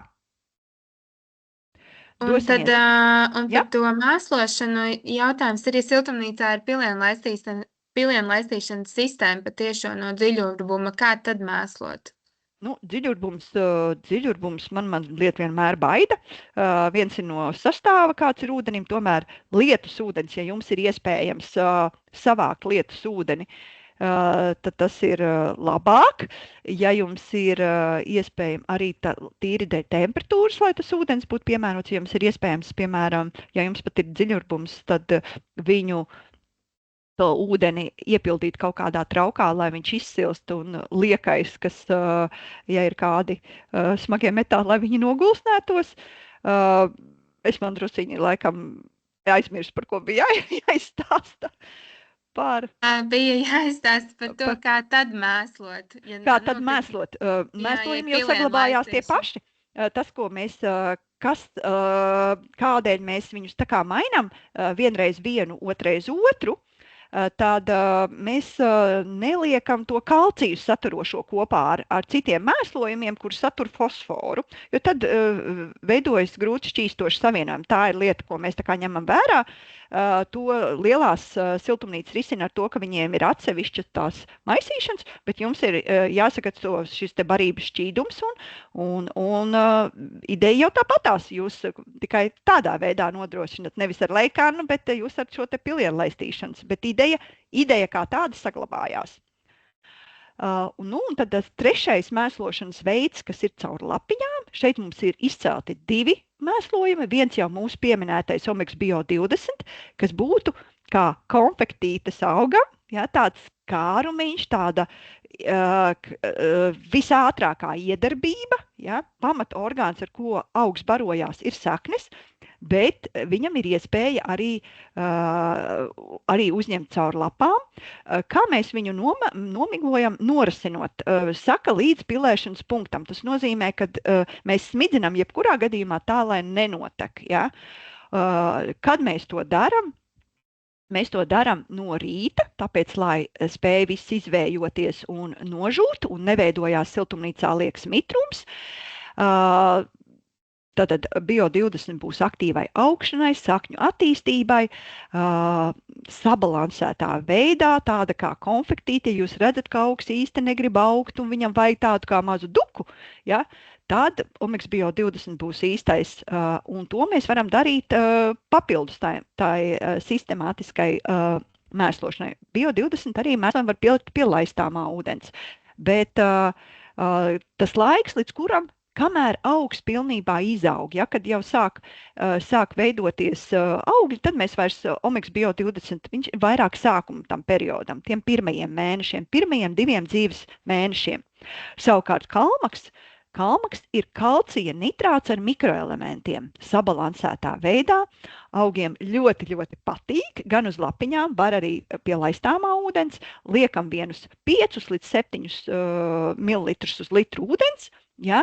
Tad, ja mēs pie laistāmā ūdens, tā koncentrācija preparāta var būt lielāka. Ja mēs smidzinām uz lapām, tad vienmēr izvēlamies maigāku koncentrāciju. Kalcijam, tā kā pamatmēslojumā mēs neiedodam kalciju, tad kalciju mēs dosim, kā auglīši sāk veidoties, tā mēs katrā otrā mēslošanas reizē jau sākam dot kalciju. Un kalmaks īpaši nozīmīgs uzsmidzināšanai vai pievienot pie laistāmā ūdens, tad, ja mēs zinām, ka sākās karstuma periods. Tad noteikti kalmaks ir neaizstājams. Un ja ir tas karstuma periods, tad mēs vēl pieliekam laustīm osmolu, lai augam ir vienkārši vieglāk pārdzīvot to karstuma periodu. Tie ir tādi 2 galvenie. Ķeramies klāt kopšanai. Tātad par mēslošanu parunājām, par miglošanu parunājām, daram to no rīta. Vienalga, vai mēs runājam par mēslojuma miglojumiem vai par miglojumiem, kas ir, lai mēs pabarotu augus, mēs to daram no rīta, jo mums ir ļoti svarīgi, lai pa dienu viss izvējotos. Par laistīšanu arī mēs to daram labāk no rīta, ja ir jālaista, bet nav varianti, nekad mēs to nedaram pa dienas vidu, mēs to tad drīzāk daram pievakarē, bet, tomēr, un vēl par laistīšanu. Labāk mēs laistam retāk un kārtīgi, nevis ļoti bieži un pa drusciņai. Vēl laistīšana, ja mums laistīšana ir kā tāda, ka mums tāda limitējoša lieta, tad mēs varam domāt par mulčēšanu. Es pati bišķiņu mulčēju ar kūdru, bet var izmantot arī kaut kādus salmus, var apvītināt uz zāli, nevis slapji, bet tā, ka viņa ir nopļauta, pakaltējam, un tad var arī ar kompostiņu, ja. Kāpēc tā mulčēšana? Tas ir mitruma režīmam, ja, lai vieglāk būtu uzturēt to mitruma režīmu, salmi, lai arī nezāles būtu mazāk, ja. Tam izmanto. Bet te vajadzēja vairākas izsaukuma zīmes runājot par vēdināšanu. Vēdināšana ir viena no ļoti, ļoti, ļoti svarīgām lietām. Un, principā, durvis logus mēs aiztaisam ciet pavasarī, rudenī uz nakti, ja, bet tad, ja ir temperatūra par nakti noslīdz zem 12–13 grādiem, ja ir augstas naktis, ja gaidāms salnas, protams, jā. Ja ir gaidāms kaut kāds negaiss, stipri vēji, lieti, ja, tad mēs taisam cieti, bet principā visu vasaru mēs gan pa dienu, gan pa nakti, ja ir normāls laiks, mēs turam vaļā. Svarīgi ir vēdināt, lai viss tur tas liekais mitrums vēdinās. Ja. Tā vēdināšana ir svarīga gan gaisa kustībai, lai varētu labāk aputeksnēties, temperatūras regulācijai, lai mitrums izvējojās ārā, ja, lai nav vieta, kur attīstīties slimībām. Tas ir vēdināšana. Ēnošana. Ja ir ļoti karsts, tad augi nejutīsies labi, un mēs neko nevaram izdarīt, lai to temperatūru ar vēdināšanu reizēm pat nespējam mēs viņu samazināt. Ēnošana ir vēl viens veids, kas ļauj temperatūru samazināt, jo ja temperatūra pacelsies siltumnīcā virs kādiem 32 grādiem, vairs nenotiks aputeksnēšanās, un tad jūs redzēsiet tos sausos ziediņus, ja, kas birst, kas zied un neaputeksnēs un birst nost. Ja. Kā var to ēnošanu darīt? Ir speciāli ēnojamie tīkli. Varbūt, ja jums tādi ir, jūs tos varat izmantot. Var viņus arī iegādāties. Ir agrotīkli. Agrotīklus pārklājam. Ir iespējams nopūst ar krītu, bet krītam ir tāda nelaime, kad viņš ar lietu noskalosies. Ja. Tādēļ citi gudrinieki ir atraduši, ka to augļu koku balsinātāju, kur ir šī te līmīte klāt, lai noturētos ar to pašu balsinātāju, nopūš arī to jumtu siltumnīcām tajā saules pusē. Manā konkrētā gadījumā man nav nepieciešama ēnošana siltumnīcā, kaut man nav ļoti liela, bet iemesls ir defekts par efektu, tāpēc, kad ir bijuši, tā siltumnīca bija uzbūvēta tādā, kur ir tādi pagaidu stādījumi, tā kā tādām kolonu veidīgām tūjām, un tagad tās tūjas ir paaugšās, un viņas reāli taisa vienkārši noēnojamu. Un līdz ar to man tā siltumnīca no 3 pusēm ir tā kā daļēji ieskauta un veido tādu noēnojumu. Bet katra situācija savādāk. Bet sekojiet līdzi, ielieciet termometru siltumnīcā. Tas jums palīdzēs saprast, un ja jūs jūtaties nekomfortabli siltumnīcā, tad iedomājieties, arī tomāts jūtās nekomfortabli. Tālāk par piesiešanu. Piesiešanai visādi striķi. Var arī pašā izmanto sintētiskos, jo tur nespēja pieķerties visas šīs te un attīstīties visādas puvju un vēl viskaut kādas. Viņus ir iespējams arī ielikt tādos tīkliņos un pēc tam iemest veļas mašīnā, izmazgāt. Ja? Principā brīdis, kad mums ir jāsāk piesiet tomātiņi, ir tad, kad viņi ir iesakņojušies un kad viņi jau ir tādi pastiepušies un var redzēt, ka viņi vairs nenotur savu svaru. Tad ir īstais brīdis, kad iet un ar šo striķīti piesiet. Ja? Sienam mēs tādā veidā izmantojot mezgliņu, kas ļauj viņam tam stublājam palikt resnāks, lai viņš tā kā nofiksējās, un daram mēs to zem lapu mezgla, lai viņš neslīdētu uz augšu. Ja? Nu, un pēc tam tad, kad jau tomātiņi aug garāki, tad mēs varam vai nu ap to striķīti apvīt, vai nu mēs varam izmantot tomātu klipsīšus, ja? Un piestiprināt klāt, nofiksēt pie tā striķīša to stublāju, lai viņš turētos. Tad par dažādām griešanām un kniepšanām un visādām tādām lietām. Tad padusīšu izlaušana. Līdz ko mēs redzam, kad parādās starp lapiņu un stublāju maziņš tāds, redzēsim bildi, kā izskatās padusīte, kā mēs viņu pamanam, tā mēs viņu ņemam ārā. Ja? Jo ātrāk, jo labāk. Es viņu kniebju ar pirkstiem, citi viņu griež ar šķērēm. Kāpēc es ar pirkstiem, jo plēsmu es viņu diezgan laicīgi, ja viņu būtu pāraugusi, iespējams, es arī griestu ar šķērēm, bet kamēr viņš ir ļoti maziņš, viņu ļoti viegli ir noraut un norāvuma vieta ātrāk sadzīst, ja, nekā griezuma vieta. Ja.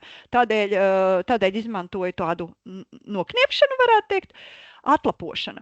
Tātad mēs ņemam lapas ārā, un tas mērķis, kāpēc mēs tādu atlapošanu veicam, ir dažāds. Viens, ja mēs iestādot, mums ir kādas lapas, kas pieskarās pie zemes, tad visticamākais viņas būs pirmās, kas sāks bojāties, līdz ko augs ir iesakņojies, tā mēs viņas ņemam nost, lai viņas nav tāds perēklis. Pēc tam mums lapas mēs ņemam nost, lai varētu šī te vēdināšanās notikt, lai neuzkrājas liekais mitrums. Ja. Tie ir tie galvenie iemesli, kāpēc vispār tiem tomātiem tās lapas ņem nost. Lapas ņemam nost ļoti, ļoti uzmanīgi. Tad ir vienmēr jautājums par to, vai mēs atstājam tur tādu maziņu celmiņu vai neatstājam. Es personīgi atstāju maziņu celmiņu, bet tādu pavisam maziņu, burtiski centimetru, jo es griežu lapas vienmēr ar šķērēm, un man ir bail to stublāju sabojāt, galveno stublāju, tāpēc es tādai drošībai maz drusciņu tādu gabaliņu atstāju. Citi saka, ka tad, ja garāks tas celmiņš, tad pelēkāja puvei, viņš ātrāk tā kā savelkās ciet. Citi saka, ka tas celmiņš garāks, tad, ja parādās tā pelēkā puve, tad var apstādināt. Tātad griežam nost, es atstāju maziņu, pavisam maziņu celmiņu. Ja? Un kad tad mēs to darbiņu sākam darīt? Mēs to sākam darīt tad, kad ķekarā parādās pirmie tomāti un viņi sāks sārtoties, tad mēs sākam griezt nost. Griežam katrā reizē ne vairāk kā 1 līdz 3 lapām.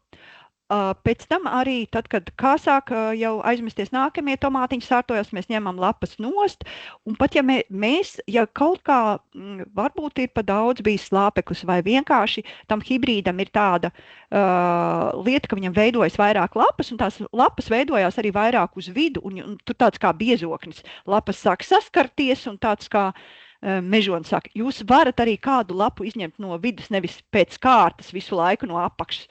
Jā, nav jābaidās, kad, ja jūtat, ka tā lapa ir kā traucējoša, ka viņa rada biezokni, varat arī kādu lapu no vidus paņemt. Ja?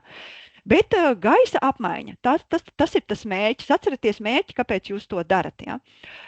Un man parasti sanāk tā, ka tad, kad tad mēs darām to no rīta, laistam mēs no rīta, parasti tad no rīta aizejam, salaistam, apskatos, kāda ir situācija, kādu lapu jāpaņem, kādu vajag varbūt apvīt vai piestiprināt ar tomātu klipsīti, ja? Nu, tāda vairāk tā siltumnīcu darbi tomēr jārēķinās, ka vairāk ir no rīta, ja? Viss ir ar mērķi, lai pa dienu paspēj viss izvējoties, ja? Nu, un tad vēl ir tā, ka ko darīt ar tiem ķekariem, tie, kas jau ir noražojuši, tos mēs arī griežam nost. Ja, piemēram, reizēm ir ķekars un ķekaram galā vēl ir tāda kā zaļas lapas, ja, tad mēs tās zaļās lapas arī varam, tas ir saistīts ar nevienmērīgu mitrumu, ja, nelabvēlīgiem apstākļiem, arī varam paņemt nost, ja. Tos, kas ir noražojuši ķekarus, mēs noņemam nost. Nu, un tad, kad nāk augusta pirmā puse, mēs griežam nost arī galotnes. Jāstāsta, cik jums liela tā siltumnīca ir, bet tomēr ir jārēķinās, kad no ziediņa atvēršanās, līdz mēs varam novākt ražu, paiet kāds 45-60 dienas. Ja? Tādēļ, principā, augusta sākums, augusta vidus, nu, mums vēl paliek tie, kas mēs novērtējam situāciju, un mēs to galotni ņemam nost, jo mums nav vajadzīgs, lai augs vairāk tērē spēku uz jaunu ziedu veidošanu, jo viņi reāli nepaspēs ienākties. Ja? Un mēs atstājam 1, 2, 3 lapiņus un to galotnīti noņemam nost. Ja?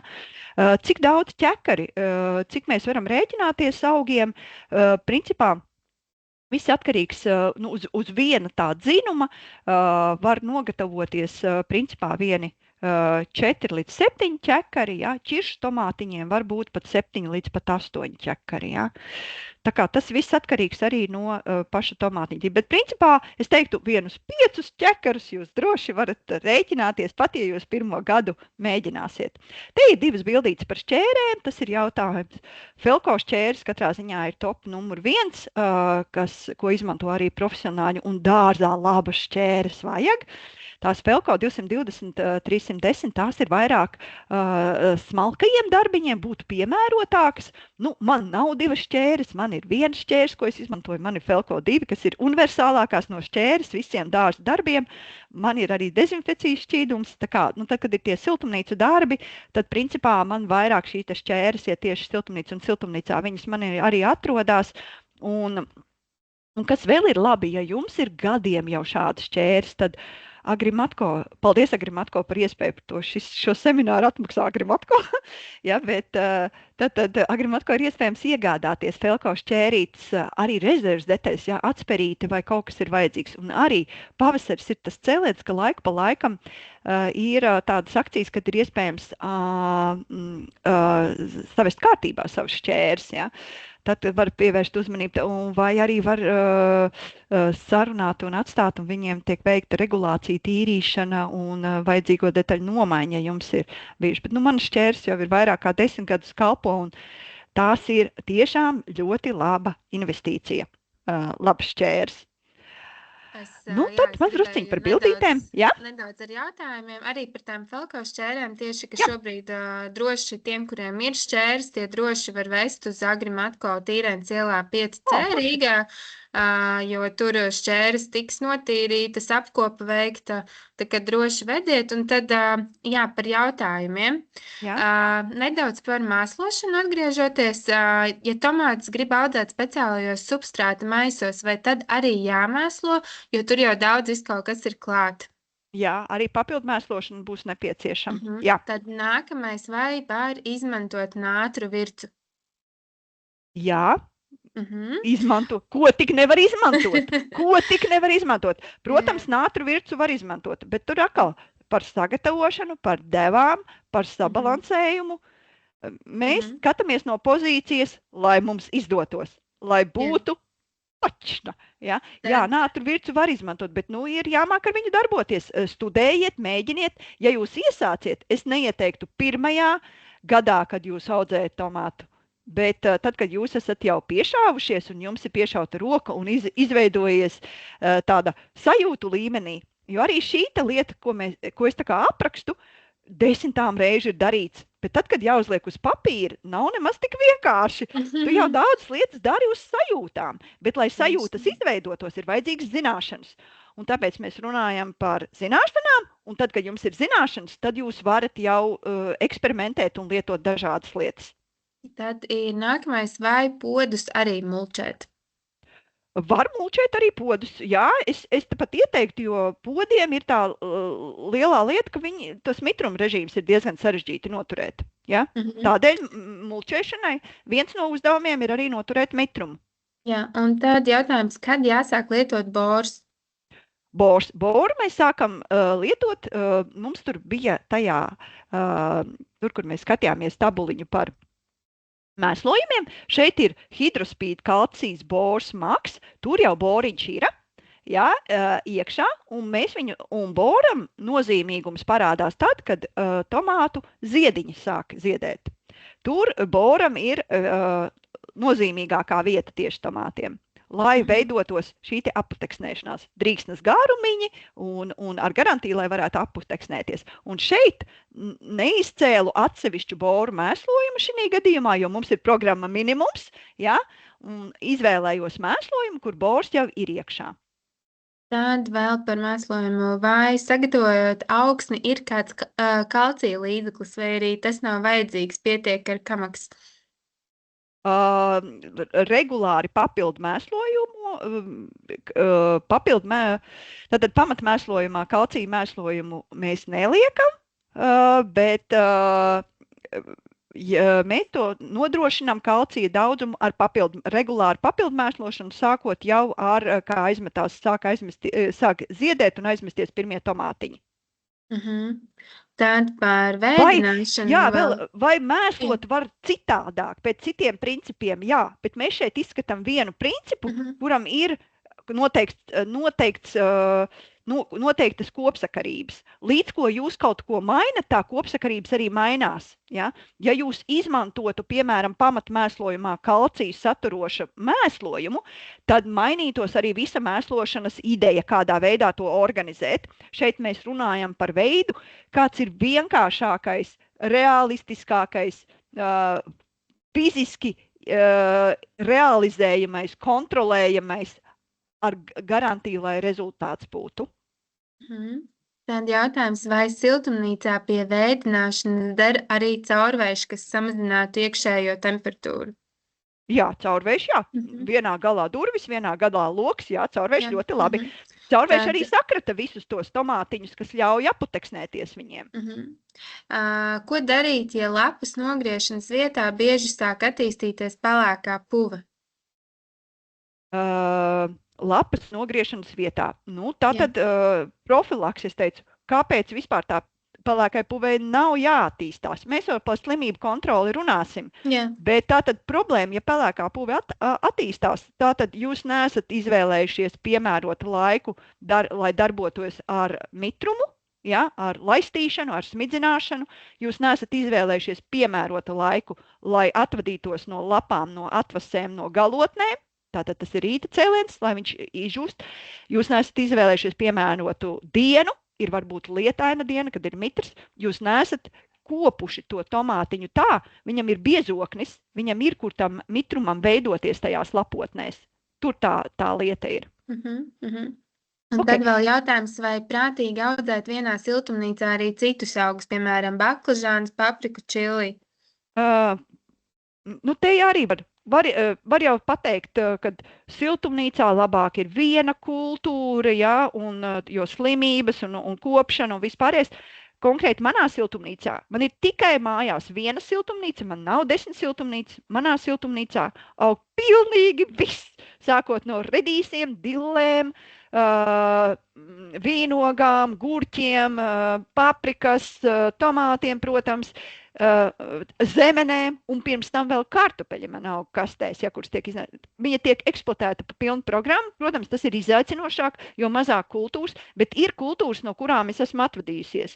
piemēram, fizāļus, jo viņi ļoti, ļoti izplešās un rada pārāk lielu biezību priekš manas siltumnīcas. Es esmu atvadījusies no baklažāniem, esmu izvēlējusies, kas viņus ne, jo viņi vienkārši ir viens tīklēts perēklis, ja? Tātad kaut kas, ko es, jo vairāk būs kultūras, jo vairāk būs izaicinājumi. Bet, viss atkarīgs no siltumnīcas, kā tu vari mājās tās lietas visus organizēt, ja? Lūk, tātad dodamies tālāk. Te pirmās tagad sāksies mazliet bildītes, mums laiks vēl ir. Tātad pirmās 3 augšējā bildītes ir tā, ko mēs saucam par padusīti.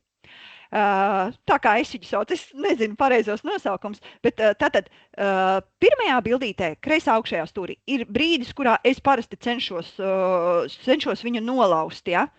Pa vidu viņa jau ir paaugusies, un labajā malā viņa jau ir ļoti liela, kad principā ir jāņem šķēris.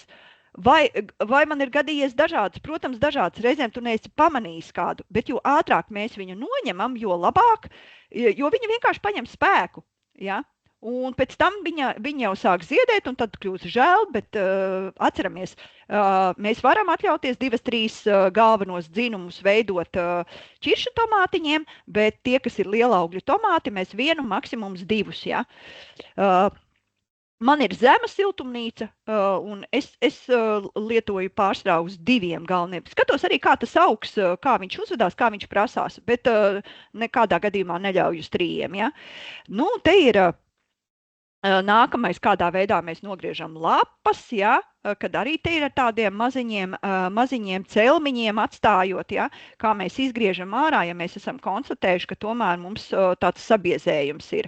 Ja? Kā tas varētu izskatīties. Tas ir vairāk par tēmu izgriešana. Te ir tāda bildīte no siltumnīcas, lai jūs nebaidītos par to, kad tie tomāti tur ir un viņi ir tie kāti tik pliki un tā. Viņiem pilnīgi pietiek vienas 12-15 lapas, aug lieliski, viņiem ir pietiekami, lai viņi saražotu vajadzīgo enerģiju, bet mums ir ļoti, ļoti svarīgi, lai viss vējojās, jo ja mums vējosies, un lapas ir tās, kas sataisa to biezokni, ja mums vējosies, tad mums nebūs problēmas ne ar slimībām, un arī ar tādu kaitēkļu spiedienu būs stipri mazāk. Te ir maza bildīte par to, kā varētu izskatīties gan tā atlapošana, gan arī tā galotnītes noņemšana. Ja? Tad, ja mēs izvēlamies, te ir tā kā 3 atstāti, ja? Kas to zina, varbūt uz apakšu vēl ir kāds ķekariņš, kas ir sārts, ko mēs neredzam, ja? Bet principā mēs pēdējo, ko mēs plānojam atstāt, tos ziediņus 1-2 lapiņas atstājam un to galotnīti griežam nost. Tā, par slimībām, kaitēkļiem un, es varētu teikt, arī stresu, jo reizēm ir grūti pateikt, no kā tam augam ir tā, kā viņam ir, un stress ir bieži vien tas galvenais iemesls, kāpēc tas viss pārējais ir noticis. Un tas stress augam galvenokārt rodās no tās augstās temperatūras, no sausuma, no pārlieku liela mitruma, no dažādiem tādiem apstākļiem, bet ja mums ir plēves siltumnīca, lielā mērā mēs daudz ko no tā varam kontrolēt.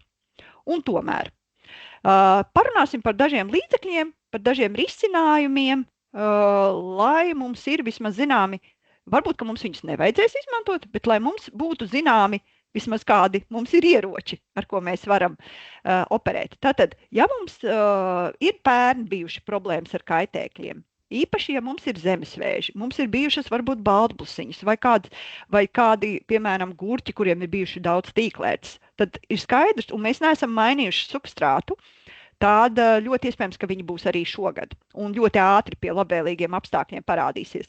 Tādēļ stādīšanas bedrē mēs varam ielikt Granhumigas Gold, kas ir šīs te sēnes, kas ieaug iekšā kaitēkļos, ziemojošos īpatņos, ja, jo līdz ko parādīsies ziedēšana, tā parādīsies siltumiņš, tā viss nāks uz augšu. Ja. Un cik ilgi tas darbosies, tas šīs te vairosies, šīs te sēnes, apmēram kaut kur 1,5 mēnesi, ja mums ir, piemēram, bijuši šie te citi kaitēkļi, kas ir tripši, balbusiņas, tīklētas lapucis, tad goldmetu nē. Bet, piemēram, ja ir zemesvēžu problēma, kā nopietna jūsu saimniecībā, tad vajadzēs atkārtot apstrādi ar goldmetu, kas ir tas pats grankulīgs gold, tikai šķidrā versija. Ja? Tad laistāmam ūdenim pieliksim klāt. Nākamais, kad sākt slimību profilaksi, jo profilakses slimības ir aktuālāks jautājums nekā kaitēkļi priekš tomāta, un profilaksi mēs sākam principā tad, kad sāk tomāti ziedēt. Un izvēlamies mēs preparātu kitus enzīmus, pieliekam klāt aminoskābes, Bosfoliāra Avant Nature, viņi kopā draudzējās, un tā ir lieliska profilakse tieši pret nozīmīgākajām visām slimībām, kas ir tomātiem. Preparāts ir bioloģisks, viņam ir 3 dažādi iedarbības veidi, iegūts viņš ir no vēžveidīgajiem un strādā tieši neļaujot attīstīties. Ja? Ja gadījumā ir, tā kā tur minēja, problēmas, kad varētu būt paaugstināts risks ar pelēko puvi, tad ir kaut kādi tādi apstākļi, slikta vēdināšana vai vēl kaut kas, tad mēs smidzinam ar Vitisans, ir preparāts, ja? 5 līdz 15 grami uz litru ūdens. To mēs varam lietot visu sezonas laiku. Tieši tad, ja paaugstināts ir tad pelēkās puvis vai miltrases risks, jāatcerās, ka Vitisans, kaut arī tas ir bioloģisks līdzeklis, viņam ir vajadzīga 1 diena nogaidīšana. Tātad, ja mēs esam apstrādājuši ar Vitisanu siltumnīcu, tomāti ienāks nevienlaicīgi, ja, bet to tomātu vākšanu mēs vācam aiznākamajā dienā varam vākt. Ja? Savukārt, ja mums ir problēmas, piemēram, tādām sīkplankumainību risks, tad mēs varam apstrādi veikt ar Kopfort, kas ir varu saturošs preparāts. Ja?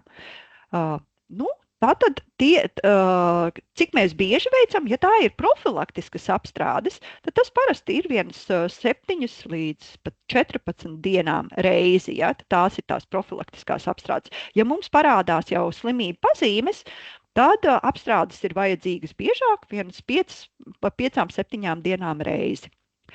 Tad, kad sāk krāsoties augļi, tad, un es teiktu vairāk tad, kad jau tuvojās tā rudams periodam, varētu pastiprināties problēma ar tomātu augļu brūno puvi, ar lapu brūno pelējumu. Tās ir principā slimības, ko mēs visbiežāk redzam. Un tad mums vajadzētu izvēlēties dentametu, jo dentamets strādā arī profilaktiski, bet viņš spēja apstādināt šo te slimību, izkaltējot to vietu. Ja? Tādēļ dentamets.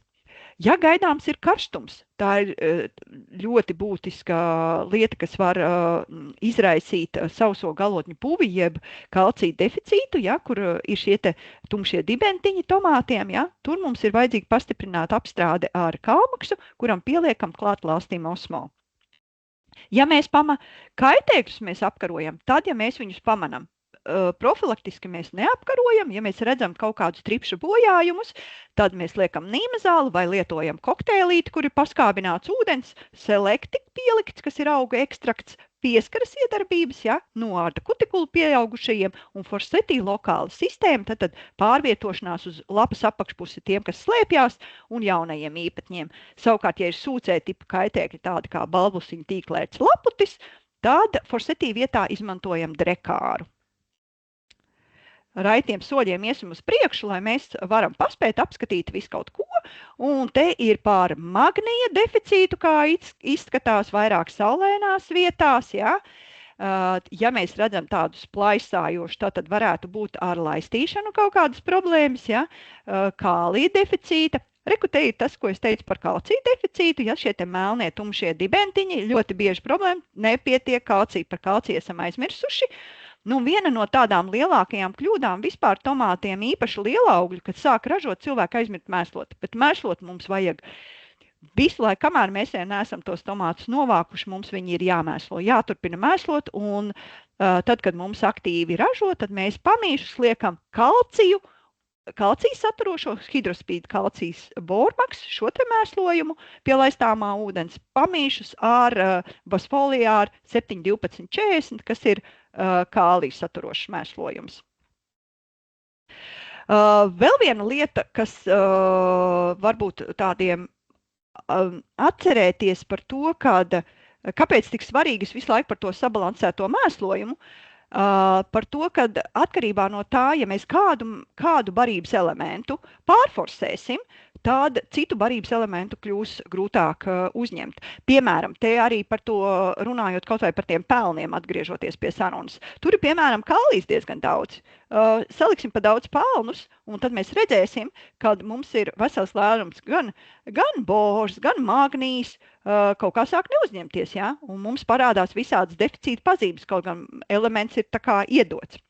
Šeit arī vairākas deficīta pazīmes, tādas, kas ir redzētas. Te ir kalcijs, te ir nevienmērīgai laistīšanai, šādas te plaisas var veidoties, ja? Ja ir pa daudz slāpeklis, tad veidojās sabiezējums, tāds daudz lapas, ja? Nu, un augšpusītē mums ir kālija deficīts. Tie ir tādi stiegrainie tie vidi tādi, ar tādām tukšām kamerām. Tie ir tie, kad varētu teikt tā kā zaļie pleci, kad auglis nevienmērīgi nogatavojās. Un mēs arī tās deficīta pazīmes uz lapām redzam šādā te veidā. Ja? Kālijs un kalcijs ir tās visbiežākās problēmas, ko mēs uz ražošanas laikā redzam, kā deficīts, un tas arī ir tas, kas visvairāk būtu jādod. Ko mēs vēl varam redzēt? Neregulāra laistīšana, odi, redz, kur ir rezultāts. Tad, kad mēs šādus redzam, tad viņiem ir visas stresa pazīmes, ja? Un arī izmainīta garša, tādi arī pat ja augļi tur būs, tad viņi būs tādi cietu, mīziņu un negaršīgi, ja? Pārlaistīšana arī nav labi. Tad mēs redzam atkal plaisas. Ja ir tomāti pārlaistīti, viņi maina arī krāsu, viņi kļūst tādi kā ūdeņaini. Nu, un te ir nobirušais ziediņš, tā ir, ja reizēm prasa, kāpēc man bir ziemiņi, tad iemesli var būt ļoti daudz, ja? Pārāk augsts, pārāk karsts, pārāk sauss, pārāk mitrs, gaisa slikta cirkulācija, kalcija bora deficīts, slāpekļa pārbagātība, viss tas noved pie milzīga stresa, kur rezultātā augsts saka, man šito ziediņu nevajag, un vienkārši birst nost, ja? Tad te vēl dažas bildītes no dzīves, kas ir atsūtītas pēdējos gados, kādas mēs esam redzējuši. Nu jau jūs esat gudri, kalcija deficīts, ja? Tad ir šādas, tādas kā kārpiņas, tā ir fizioloģiska lieta, tā ir šķirnes īpatnība, tā nepielīp citiem, bet ir šķirnes, piemēram, tādas reizēm ir dažas dzeltenās plūmītes, kurām var parādīties šādas, nu, dzīvē tās. Šis ir pēc no Jelgavas puses, tad, kad bija tie trakie plūdi, kad viss ir mitrs, nu, nekas cits jau mums tur neatliek. Mēs nosmidzinām ar kalciju, jo augam reāli ir visas gaisa spraudziņas ir pārblīvētas ar mitrumu, ja? Tad mēs augam iedodam kalmaksu nosmidzinam, lai viņš varētu atjēgties, rušinām, ja? Vēdinam, ja? Tādā veidā mēģinam to substrātu savest kārtībā. Varbūt ar sausu kūdriņu tur apkārt, lai viņi piesaistītu, ja? To lieko mitrumu. Kaut kā jātiek galā. Viens agrs pavasars, arī redzat, te viss kaut kas ir šitai siltumnīciņā, ja? Un šitā griežās, un nekas cits tas nav, kā vienkārši ir ļoti vēss laiks, siltam laikam tas viss izregulēsies, ja? Bet arī tas, ko mēs varam darīt, kalmaks mums lieliski var palīdzēt šādās te situācijās stresa. Arī viens vēss pavasars, kad augi pārāk mitrs, ja? Un augi neaug. Nu, šī gadījumā mēs nedosim Omix Bio 20, lai viņš tā kā saņemtos jaukt, jo vēl viņam ir diezgan ilgi jāaug. Te mēs varam, šis ir tas brīdis, kad mēs varam palīdzēt ar humīnskābēm, ja? Uzlabot to stāvokli. Bet vaina tas, ka ir pārāk augsts, pārāk mitrs tam substrātiņam un augiem grūti. Nu, te ir tāds sarakstīņš par procesiem, visiem, ko mēs šodien esam runājuši, par etapiņiem solīti pa solītim, ko mēs kurā brīdī daram. Tas viss jums būs, kad šis ir tas īstais brīdis, kad nopirkt tās vajadzīgās lietas, un kur jūs viņas var nopirkt. Viens var internetu veikalā, piemēram, Agrimatko. Var arī iet veikalā uz vietas, noteikti silti iesaku pēc iespējas laicīgāk. Ir veikals Rīgā, Iecavā un Valmierā. Ir arī reģionos lielie dārzkopības veikali, kas ir specializējušies, kas var palīdzēt ar padomiem. Nu, marts, tad mums būs sējas laiks, tad, kad parādīsies pirmās īstās lapiņas, tad mēs atceramies, ka mēs veiksim pārpiķēšanu. Pēc tam mēs, tad, kad būs jau pirmie īstie lapu pāri, ja, tad mēs vilksim pirmo papildu mēslošanu. Ja. Tad pēc tam nākamais process jau mums būs pirms norūdīšanas. Mēs ar lastīm osmo nosmidzināsim un kalmaksu pieliksim klāt. Tad mums būs stādīšana, tad stāds iesakņojās, aiziet ar mēslošanu, vēdināšanu. Ja. Tomātiņi intensīvi zied. Tad mēs vairāk kur fosforu saturošs mēslojums, aizmetās pirmie auglīši, domājam par slimību, profilaksi, auglīši sāk krāsoties, piepulcinās kālija saturošais un kalcija saturošais mēslojums un turam šo te, jo kamēr augļi sārtojas, kamēr mēs viņus novācam, mēs turpinam ar šo te mēslošanas programmu. Skatāmies, kas notiek ar slimībām, kas notiek ar kaitēkļiem. Ja tuvojās karstuma vilnis, atceramies nosmidzināt ar kalmaksu vismaz 1-2 reizītes nedēļā. Pie katrā reizi nedēļā lastim osmo nevajag katrā reizē likt klāt, jo viņam ir ilgāks tas iedarbības laiks, bet, teiksim, katrā otrā nedēļā var pielikt klāt. Nu, un tad, ja pilnā sparā ražo un parādās kādas slimības pazīmes, visticamākās tās varētu būt kādas no puviem, tad mēs dentametu nosmidzinām. Nu, un tad, kad pienāk augusts, tad galotņojam, vācam ražu un tā. Šeit ir tā, lai vieglāk varbūt vizuāli pa punktiņiem iziet visam tam ciklam cauri, kur mēs esam un ko mēs darām. Un šis ir pēdējais slaids. Tātad te būs saite uz tomātu šķirņu katalogu. Tā gan ir domāta profesionāļiem, bet varbūt, ja ir kāds mūsu vidū, kas gribētu izmēģināt, viņi jau visas tās šķirnes manas nosauktās bija izmēģinājuši un grib kaut ko jaunu, un ar to vēl nav gana, tad tur var papētīt. Mēs neskatījāmies daudz, kā izskatās katrs kaitēklis un katra slimība, tad to var pie tā atvērt šo te saiti vaļā, tā ir Agrimatko mājaslapā, un tur var smalki apskatīties, gan kā viņi izskatās katrs, gan ar kādiem līdzekļiem to var ierobežot. Tad šis webinārs lielā mērā ir tapis pateicoties mūsu aktīvajai WhatsApp grupai ar sirdi visās dārza lietās. Tai var pievienoties, ja jums interesē. Katru dienu saņemt kādu informāciju, dalīties ar to, kāda jums ir situācija, saņemt atbildes, meklējam kopā, dzīvojam visu sezonas garumā, plecu pie pleca, risinot, meklējot risinājumus, pārdzīvojot, priecājoties par veiksmēm. Tā kā aicinu pievienoties. Tad vēl jūs saņemsiet kopā ar šo te prezentāciju nelielu tādu kā iepirkumu sarakstu, varētu tā teikt. Visas tās līdzekļus, par kuriem mēs šodien runājām, viņi būs vienā sarakstiņā apkopoti, varat uztaisīt reviziju, kas jums jau mājās ir, pielikt ķeksīšus, kas jums ir vajadzīgi. Varbūt, ka jums tas palīdzēs vieglāk saorientēties tajās, kādas lietas ir vajadzīgas, un lai kaut ko neaizmirstu. Tad gribu atgādināt par preparātu sistēmas iedarbības skoru. Tas ir brīnišķīgs preparāts pret dažādām, pret rūsām, pret kraupri, pret puvēm. Sistēmiskas iedarbības bija mazos fasējumos, varēja nopirkt bez apliecībām, bet, diemžēl, ar martu šis preparāts būs nopērkams tikai ar apliecību, bet vēl viņu var nopirkt, vēl var pasūtīt, tā kā, ja kādam tas šķiet īpaši augļukopības segmentam, tad plūmes, ķirši, ābeles, visur, kur ir rūsas, neaizstājams preparāts, iesaku, jo, diemžēl, tāda likumdošana ir, un līdz martam vēl nopirkt var, pēc tam vairāk nevarēs.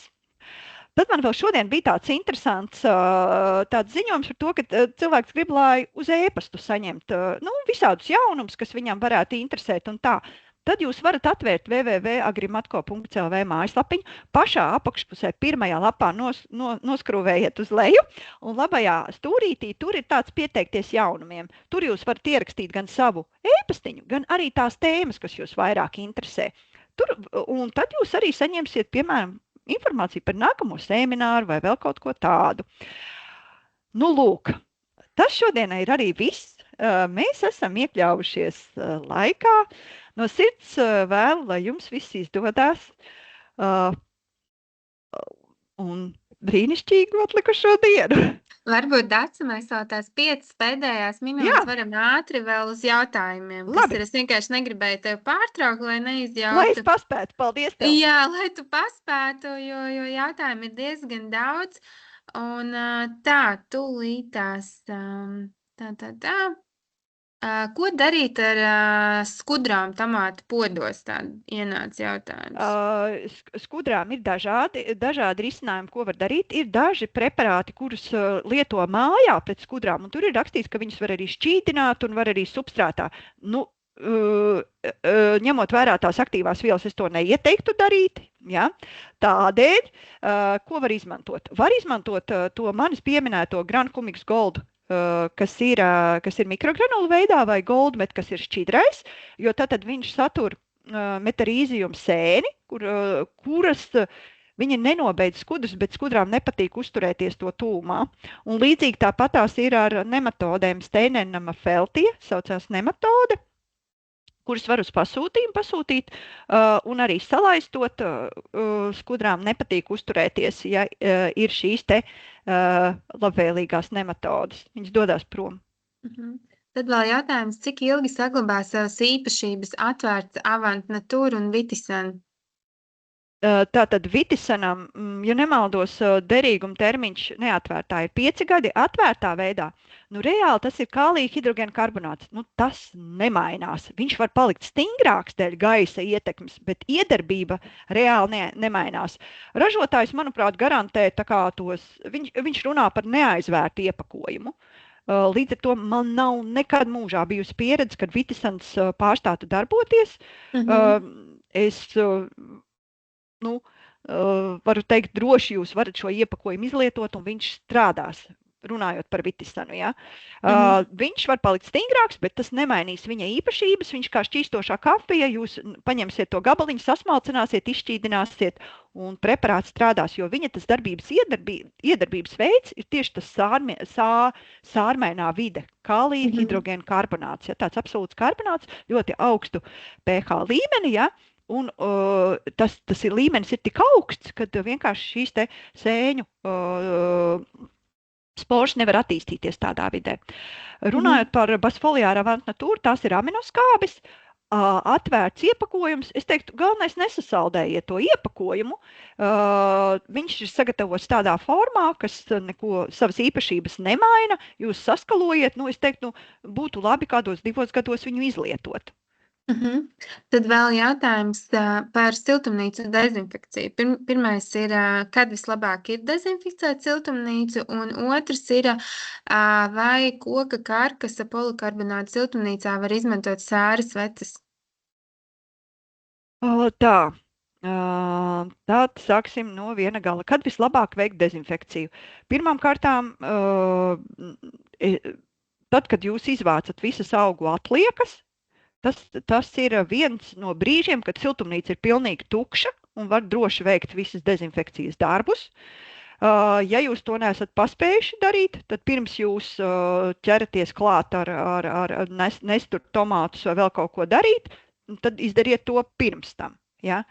Neieteiktu darīt tādas dezinfekcijas darbus, tad, kad jums jau tur ir iekšā augi.